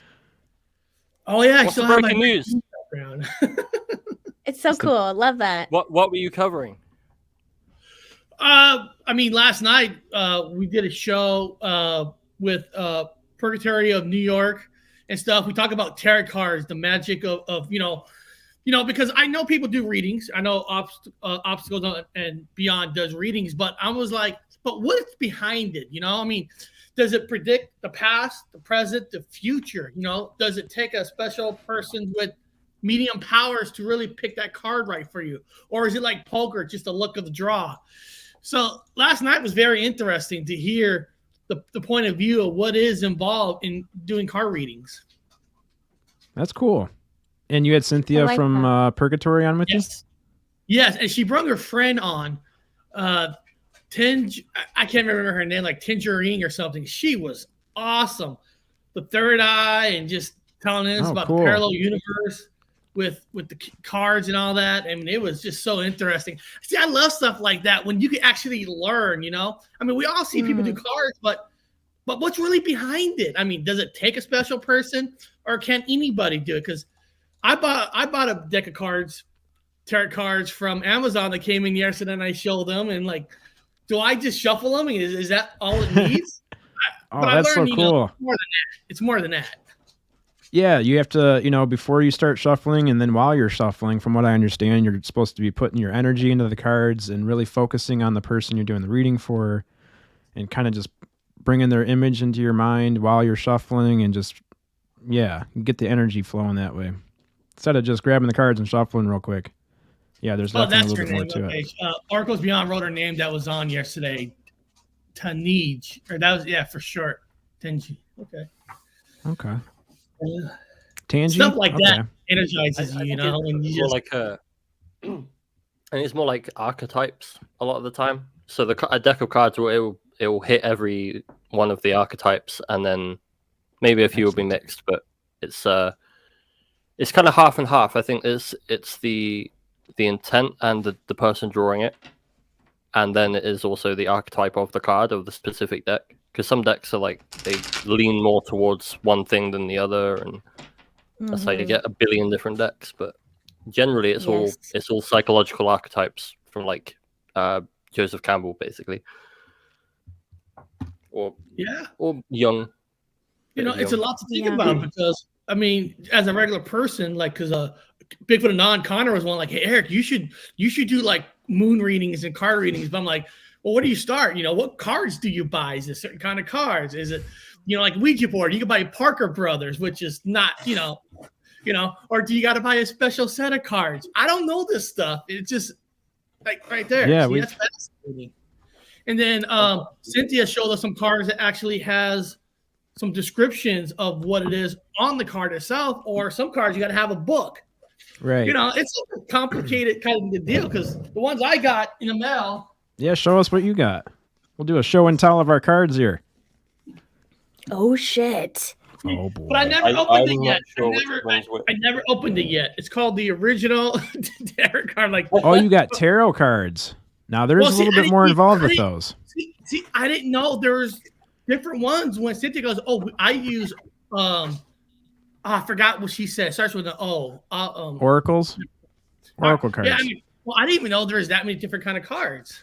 Oh, And there's- then, see, I didn't open this because I might return this to Amazon because my daughter, I didn't know my daughter has a deck of cards. really? That's Oh. cool. Yes, I did not know it. She goes, Dad, you could have just asked me. I go, well, you're 14, you're evil now, so you probably will say no. You're 14, you're evil now. You know, like it Paranormal. depends on how you feel about it. I've always been really weird about other people like using my cards unless I'm gifting it to someone and I'm like, okay, I'm done. Only because I feel like if you spend a lot of time with a certain pair of cards, it's kind of taken on your energy. So you know, it depends, I guess, if you're close with your daughter, how you feel about it. You have to decide if you'd want to even use someone else's cards if it's already been like acclimated to them. That's true. That's true. She wouldn't let me use it anyway. You know, she'll probably charge me. When it comes to tarot, so not like an oracle card or anything like that, but when it comes to like a traditional tarot deck, I've always slept on my cards for 7 days before I've used them. Ooh. Really? So Take like them out I for just dinner first? put them underneath my pillow and I to make sure I sleep on them for a full 7 days before I even open the box. Oh, I'm opening it now, so I better not fit it. I'll stop it and I'll sleep on it. Oh no, that's Well, fine. how long have you had them? I mean, that's just like what I do. I don't think there's rules. It just came in the mail on Tuesday. Oh, right on. Yeah, like Cassie told me that too. You know, keep your cards with you, and then just right now, while we're just sitting here having this conversation, you could just be shuffling them and just putting your energy into the cards and like getting used to them and getting acclimated with them. And yeah, actually, I'll have to admit, I did put mine in the box and put them next to my pillow for a couple nights because Cassie told It's me. also letting the cards get to know you. That's right. Yeah. Yeah. Where's that? Because it's like your energy. You're always going to interpret a card, I think, differently than someone else would, especially if you incorporate your intuition. Mhm. Then there has to be like a relationship there. Then I can't wait later today when I do a breaking news because one of my watchers, subscribers, sent me a package, and I'm like, oh wow! So I'm gonna open it on air. I don't know what this is. Oh, Hopefully, that it's could not. be dangerous. I know. That's awesome. Community. Hopefully, it's not some kind of hair DNA something. Yeah, it's Bigfoot's. Oh, We that's got some Bigfoot cool. here. So Gypsy Road, what have you been doing lately? What show would Man, you I had have? a hell of a morning, guys. I had a hell of a morning. My dog right here. My little dog's a prick. Yeah.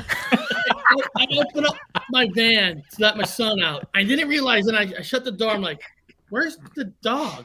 The dog jumped right out the van and running around the school. So I'm like, God damn it. Oh man, I The could dog just started picture running that, around the man. school. You know, it's kind of embarrassing, you know? That's the That bulldog, happens. You know, my mind's thinking, don't get hit by a car. Don't get hit by a car. You know? right? Oh, Oh, Yeah, the God. bulldog, right? The bulldog got Yeah. loose. Yeah, my little Oh, my little bulldog. Who let I the bet that was dogs out? hilarious, actually, to watch. I mean, do they even? Right. Does she even? Does the dog even run that fast? Oh my God! You gotta understand, English bulldogs aren't big; they're smaller, so it's like Yeah. trying to get low to catch them. I mean, it's hold on. I can just see him running from. You need I like a gotta go. I gotta scooper. go. Oh God.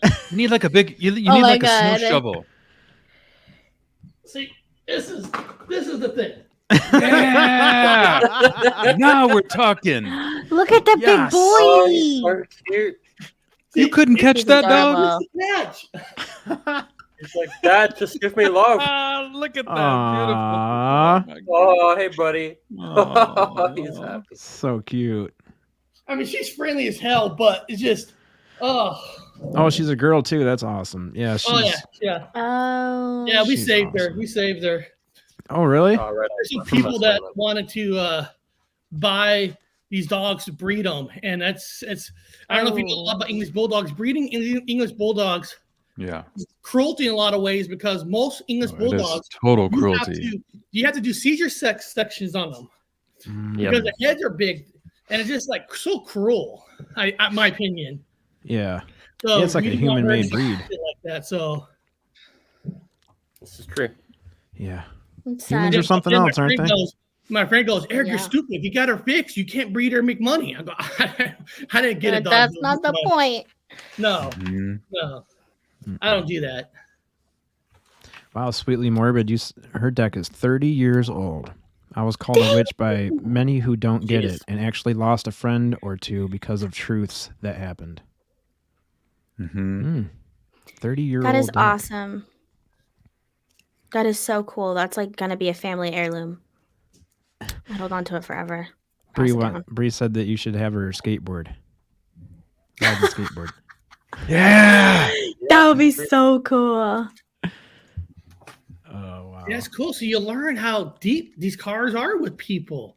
That is just it's so interesting. It's like it's their baby. It's kind of cool. Like their manuscript. It's Yep. Yeah. Who else? Danny's deck he's got like a 35-year-old deck that he's had for most of his life, I believe. Yeah. I heard him say that the other night. 35 years, I think he's had that. Yeah. Same one. Yep. So That's awesome. Cassie long got ways to me. go. Can I even Cassie make from- 30 years? 30 years? Would I even be around 30 years? Oh yeah, we'll get you some what's that called that Elon's coming out with that goes in your brain. We'll get you some of that, cure all your diseases and everything that you're gonna Elon Musk have later. magic. Yep, the Can you magic. imagine an entire card reading from Elon Musk? Dude, this Oh is the my one you should gosh. get next. The Halloween Oracle. That's Oracle so cards. cool. The Oracle cards too. I mean, they're a little bit easier, especially for a beginner, because the meanings. I mean, easy. you pretty much have to just pull a card and read what it says in the book, and then throw a little bit of your intuition into it also. But I wonder why. Mhm. I asked this question yesterday. I go like, so are all the cards like medium to good? Are there any like bad card in there? And they told me there's not. Like shouldn't there be? I mean, I'm not saying this as a joke, but shouldn't there at least be a few bad ones in there? Like, Yeah, hey, balance. next year you might die or so. I mean, it's not a good reading, but Well, yeah, it just depends on how you take it because there's a death card. It doesn't necessarily mean death, there but it is a could death mean card? death. There's a death card, so that could be, either way. There's the devil, which some people could read that as it being like you have evil entities attached to you, or you could see that as maybe bad attachments or like bad crutches or maybe addictions, things like that. And then there's the tower, which can mean that shit's going to hit the fan and your whole world's going to crash, or it could just be a starting over, a new phase. So there's definitely some cards out there that are bad. Or Ouroboros. that can be read in a negative way. wow, somebody says I need a skateboard to keep up with the fur. Man, guys, you don't want to see me on a skateboard anymore. I'm more fragile than I once was. They were saying the Bulldogs know how to skateboard, man. Oh, yeah, Yeah, some do. Yeah. Oh, I don't think. Hey, this one does. I have to hop off now. I have a work meeting. Okay, no problem. Thank you Thank you for so having Thank you much so for coming much, on. man. Nice meeting you. Hey, yeah, it's Appreciate nice it. meeting you. That. I hope to see you all again soon. All right, we'll see All right, you. Kari, Thank bye. you. Big love, everyone. I'll give you a Big love. heart. There we go. Big Big love. love. Big love. That was an awesome exit. That's right. Oh, no way. What's up, dude? Are you live on location? Oh, you're not live on location. Officially, my favorite episode. That's my favorite episode. Yes. No, not live on location yet. I'm chilling till me and Eric break some news here soon. And then I'm going to Torreya State Park, which is, of course, the mecca for the skunk ape. So I'm very excited. Hey, I That's stayed up cool. late last night to get some videos together. I told you I haven't done it, but I did it. He was on an interview yesterday, and then as soon as the interview's done, he jumped on mine. I'm like, man, this guy just keeps going. I mean, he's just like, I'm there. But wasn't that fun, Connor? The two girls, I mean, they were just wonderful about the energy and the power, and it was fantastic. I mean, they were willing to talk time travel with us. I mean, you know, That's awesome. Yeah, cool. Tangi was amazing. She had a picture of a ET that she had a name of, and she had a lot of information, and then said there was another one called Jelly. That one is a lot bigger. And I just came in for like the last 25 minutes, and I was mind blown. So I still have to rewatch what the rest of them were talking about. But Purgatory from New York, you know, Purgatory, Paranormal of New York. Cynthia, she has special abilities and just an awesome presence about her that it is like alluring to be around her, and it's very, very cool. My first reading came from her over a year ago. I remember you mentioning that, and now it comes full circle that I actually get to meet her, and I've talked to her in chat plenty of times, but you know, when it's face to face, it's much more personal. I told her that I wanted to invite her on so long ago, but I was afraid to invite her on because she's so nice. I felt like we're more corrupted in a way, and I didn't want, you know what I mean? I mean, you don't want to taint her. Show, you're thinking, I don't want to make her come on the show and say these guys are nuts. But she watches the show and then she got us, so like I want her on now. Yeah. Well, you worry about that kind of stuff. Like, are these people gonna think you're crazy? But then you learn, fuck it, just do it. They Yeah, who like cares? Yeah, exactly. We're all crazy. Say what you want to say. That is I wanted to reach out to Bree officially too, in regards of Squatch in South Florida, and I are going to be doing a combination episode of Sasquatch and aliens, and I know you and Jamie have tons of alien research, so it'd be really cool to have you guys on with us and kind of bounce ideas off the Sasquatch side, the hairy man, and then the green people, the gray aliens, and whatever else. That's you cool. got. So let's We're so set down. it up. Very Yeah, soon. for sure. For sure. We're super down for that. Super down. Are you getting that coffee mug? There you go. You're getting your coffee mug going. the magic cup, you know. I need that. Wait, what's the maker? What is that? Because I need one. I always think about that. Yeah, what's it called? Espresso machine. No, your coffee cup. Is that the one that heats up? Yes, it's the they're called Ember. Ember. Yeah, and they have a Bluetooth. That's how you connect your Bluetooth to your phone. And that silver part is what charges the coffee cup to keep your coffee warm. I think at Christmas time, I think I saw them on Costco's website. I think you get like 2 of them or something. You know, at Costco, you get like double everything. I know, it's like for a family. Well, the problem is, actually, have one. believe it or not, Apple bought the company out. So it's actually now technically an Apple product. They sell at their stores and stuff because they bought I didn't Ember. know that. Of course, Apple can buy anything they want. Well, you know, Apple owns Bose, not Bose, is it? No, they own Dr. Dre's Beats. headphones, whatever that is. Oh, Beats. Yeah, Beats. Mm-hmm. Beats by Dre. Amazon could buy not Amazon. Well, they can too, but Apple could buy the world if they want. Mm-hmm. They can't buy They Amazon. got all my money. They couldn't buy I was Amazon so if they jealous of wanted. my dad when he worked at Apple and he got to meet Dr. Dre one day. I was so jealous. I was like, Oh wow. Oh, you're gonna say he met Steve Jobs. I was gonna say that's some next level stuff. But Dr. Dre, no, you you know, saw one of my him favorite at one people point in the but MD industry. for sure. And he's supposed to be at the Super Bowl this year. I know. What happened to all this standing against the Super Bowl in halftime? Now all the Couple bought Fleshlight. Money talks, bullshit walks. I mean, that's Old the Joe fact. Rogan sponsor. Exactly. Yes, if the price is high enough. for sure, Out the door. Hey, Spooky, have you been to the Whaley House recently? No, I haven't been there. I was there when I was little, but not in a long, long time. You know Very about that? cool. Oh yeah, I stayed in Old Town when I went out to San Diego for a little bit. And my favorite part, of course, was Midway.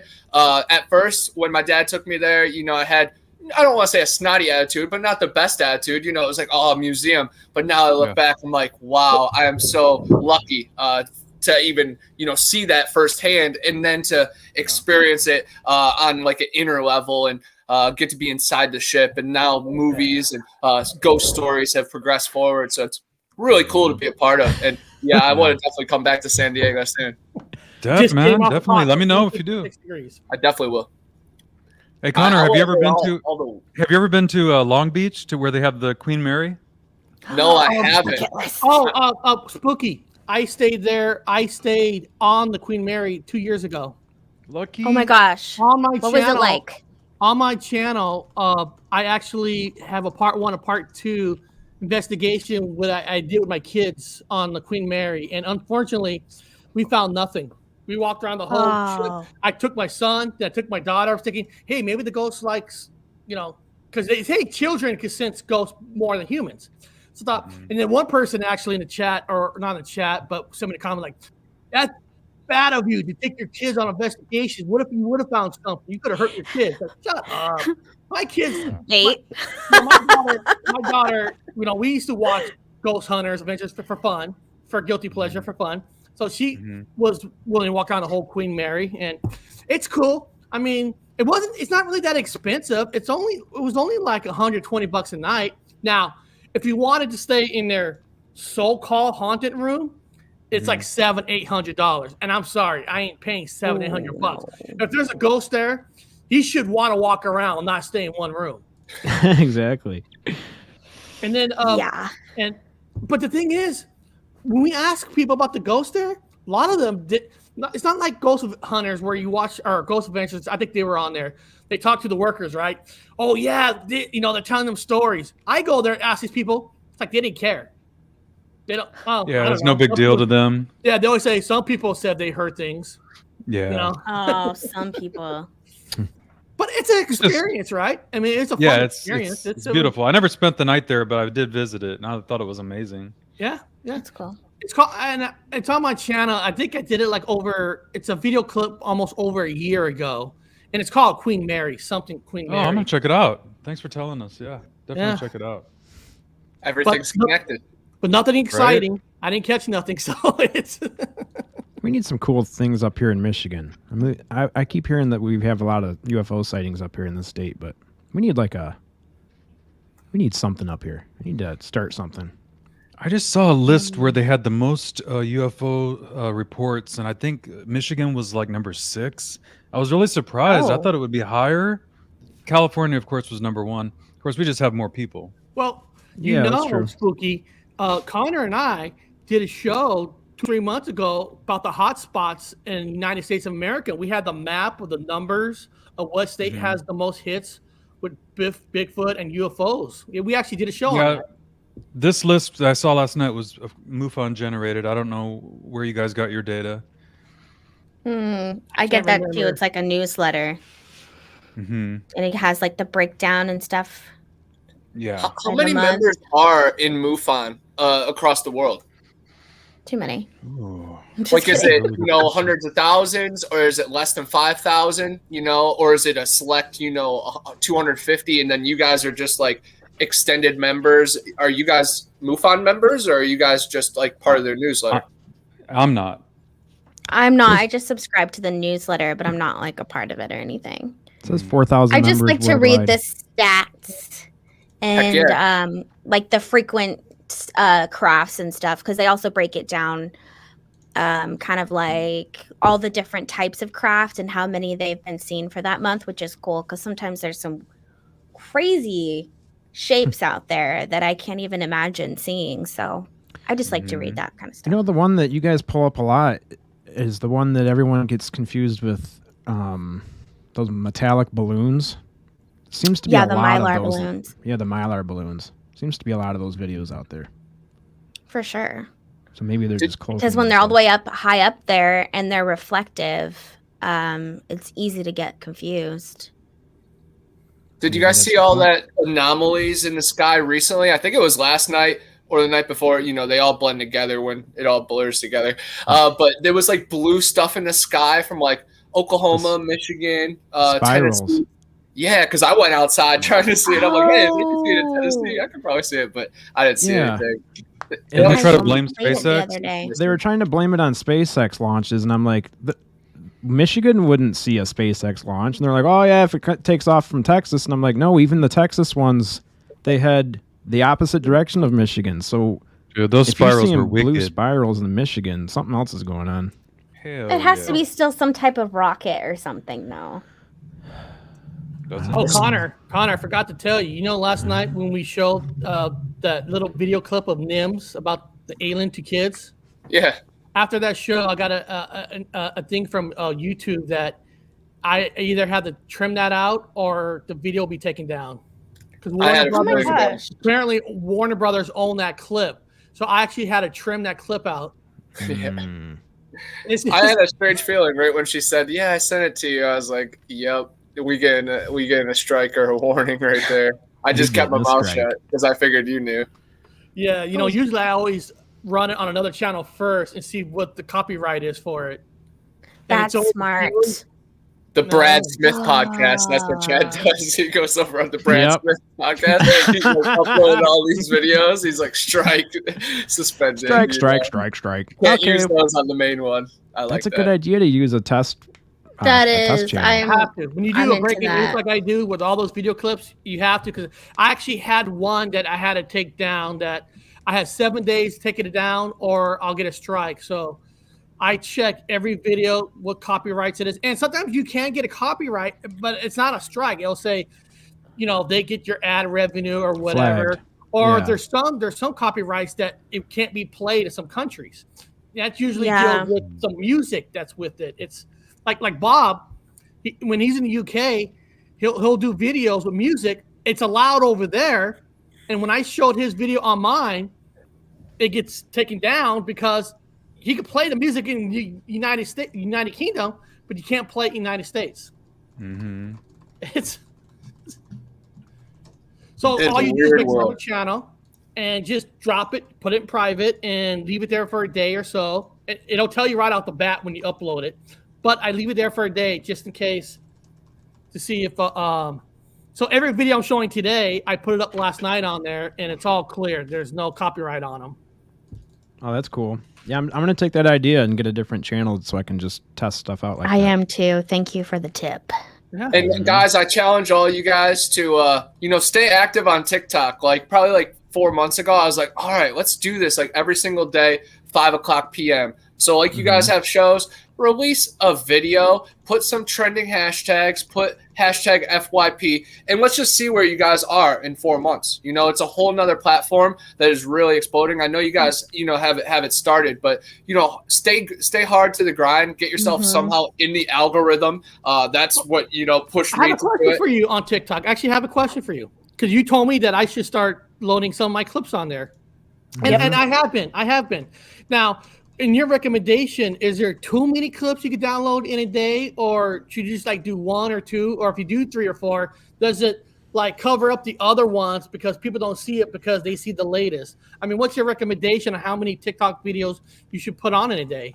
That's a great question. Me personally, I always just do 1 because I don't want to overload it. I was always told do 3 to get into the algorithm, but I feel like that's just overloading it. But on your actual profile, like the 3 block, that does not matter because people barely, it takes a lot for them to actually look at your profile and do that. It's more just FYP. It's just recommendations. So those 3 a day would get recommended out in different directions. But I honestly just say experiment with it. But it's most important about watch time and then comments. So try to get your crowd interactive. Maybe ask where they're all from, ask what they see, try to get them a community started, And you're right, because the first day took your advice, I put 4 on there, right? 1 has 9, 1 has 16, 1 has 13, but one of them has 470. Yeah. So I'm thinking, is it worth it, Connor? Like, should I delete the ones with 6 and 16, delete those off, and then put it back on by itself? Yeah, you might as well. The ones that are low 16, those ones are probably sadly dead to the algorithm. Who knows though? Sometimes they get revived, repumped. But all you got is time and content. So just recycle it in a couple of weeks or days, and just do it the right way. And always use a couple trending hashtags, a couple hashtags that apply to you, Bigfoot, aliens, UFO. But how do you know what's trending? Because when you hit the hashtag, right, you type in a word and it'll tell you the words that have many millions. But how do you know what's the top ones overall? Just on the I think Discover it can pop page. up too. Yeah, you just go on the Discover page and just recycle it. And so right now, Winter Olympics, and I always do the ones that are easiest to type, so that way I could fit a couple more in, and so it's not too corny. Is there a limit of tags you can put on there? It's like 180 characters or whatever. Okay. But I've seen some people somehow do a lot more. I've seen some people, everybody has a theory on there. All I'm saying is what's worked for me, and I've had some that fall as a dud, just a couple hundred or a couple thousand now at this point. But then I've had some that, I wasn't expecting, and it hits 1 million, and now it gets a couple 100,000 like 3 weeks later. It's really crazy. So all I can say is That's just awesome. produce content and keep consistent. And some of them are going to flop, but some of them are going to go. And you really just don't pay attention to that when you have so much going on. It's a beautiful thing. And then once you hit 1,000, then all of us can go live with each other. And then you just set up your dinky phone in the corner while we're actually doing this, the work with the community. But then that's live to a whole nother broadcast of people. So it's just expanding in all directions. And sometimes the algorithm treats you, and then you're just one post away from being something bigger and better, and again, it's just another platform and something fun. But I just want to encourage everybody to do it, everybody in chat and all you guys, because you guys are very interesting, and I want more cool people out there just expanding their information, because I appreciate that, man. I mean, Thank should you. I dance without my shirt on? Would that get the clicks and views? Like, look at this. That would work. It might work. You only need 1,000 followers to be live. Yep, just once you hit 1,000, you can go live, and then you cool. can get, so we can go live. Yeah, and we can go live together too, and then like it's all craziness, but then it starts echoing, so you gotta put headphones on or something. But there's ways around it, But it just opens up many doors, and I just think it's a very cool thing because sometimes it jumps up to hundreds of thousands of people watching, and you're like, dang, like my reach, it's really cool, and then it flutters over to YouTube. I wish I could get 1% of the people that follow me to come over to YouTube, but we're in the world of like 0.1s. Yeah. People on TikTok like 3 minutes and less, and a lot of people Short on attention YouTube span. likes the hour or 2 hours. I mean, it's just That's why I love TikTok. yeah. And honestly, don't be scared to like start a little family, like literally like you guys and your extended group. Right when you post it, have everybody watch it completely, and then comment, and then press share and copy like 3 times, or share it to Twitter. But sharing it out really helps the algorithm, and that initial boost right away, it definitely helps. So maybe start a Facebook group that you guys all post yours right there, and do it a way that it's not intrusive to anybody. Once, that's what I feel, once a day, because I don't want to be shoving everything down everybody's throat. Shit, sorry. Whoops. My bad. What happened? You're That's good. some really good advice, man. Thank you, man. I'm just sorry I Thank share it you. because it's goofy TikTok, so we're talking about social goofy media. But I want everybody to have crazy numbers that I could be proud of. Amber's Paraworld, I love bragging about her. She's got 28,000, and she has thousands of people pouring her lives asking to get crazy deep readings. And I got 293 very now. dope. And Yeah, homeboy could be showing his whole chop shop and become made it, the Sonny. most paranormal hot rod racer in the world. Chop behind shop TikTok. Mikey Pipes. I made it. I just Sonny, have You you made ever it to the heard show, on the dude. truck With 2 and minutes Hey, left. hey. started working and it did, so I jumped on for the end. 2 minutes left, bro. You made it. You made it to the show. I made it. What's Still going haven't on, missed a guys? show I now. haven't checked in like the last 30, 45 minutes. I've been pissed off. I just started working on the truck because the internet wouldn't work. Aw. Oh, How you Well, guys guys, doing? man. Before I end this, I want to make sure everybody is subscribed to Gypsy Road and catch Gypsy Road and Bigfoot Anon at 2 p.m. Eastern, coming up for the breaking news report. After that, we've got Do it. Abduction Hotline with Bree and Jamie at 11 p.m. tonight. Be there. And Oh bef- shit. We Actually, have bef- butt stuff too with before Louise that, at from fi- UCR. 5 p.m. Eastern, we have UCR Stuffing them doing butt booties. stuff. Yes. So make sure you're subscribed to all these guys on the panel. Who you guys have coming on tomorrow at your 6 o'clock show? You got anybody coming on? Yeah, are we going do to actually. have- We should I know do that. believe- We should I know do that. believe tomorrow, guys, we're going to get to Research. meet Gemma Jade's, I want to say her, I better not overstep, I think son, Mike, That's her oldest son. Yeah. her oldest son, yeah. Yeah. Mike That's We were Cardenas. talking about it last night. She's all Yes. excited about it. And so are we. Yeah, that's gonna be sweet. So check out Yeah, the she gave Chop me Shop a- I tomorrow have too. somebody. I know I have somebody for the 4th, guys, but it's not on this calendar. She gave me a reading yesterday, Jim and Jade.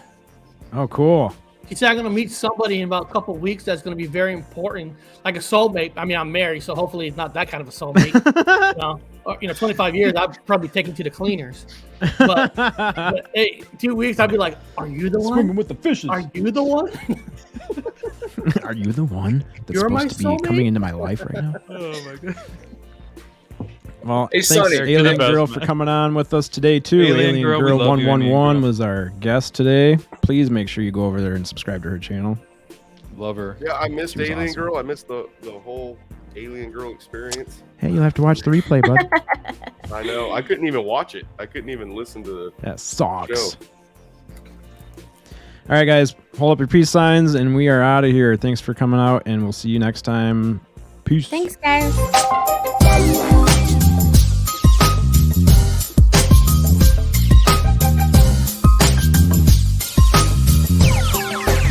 It sound right, boys.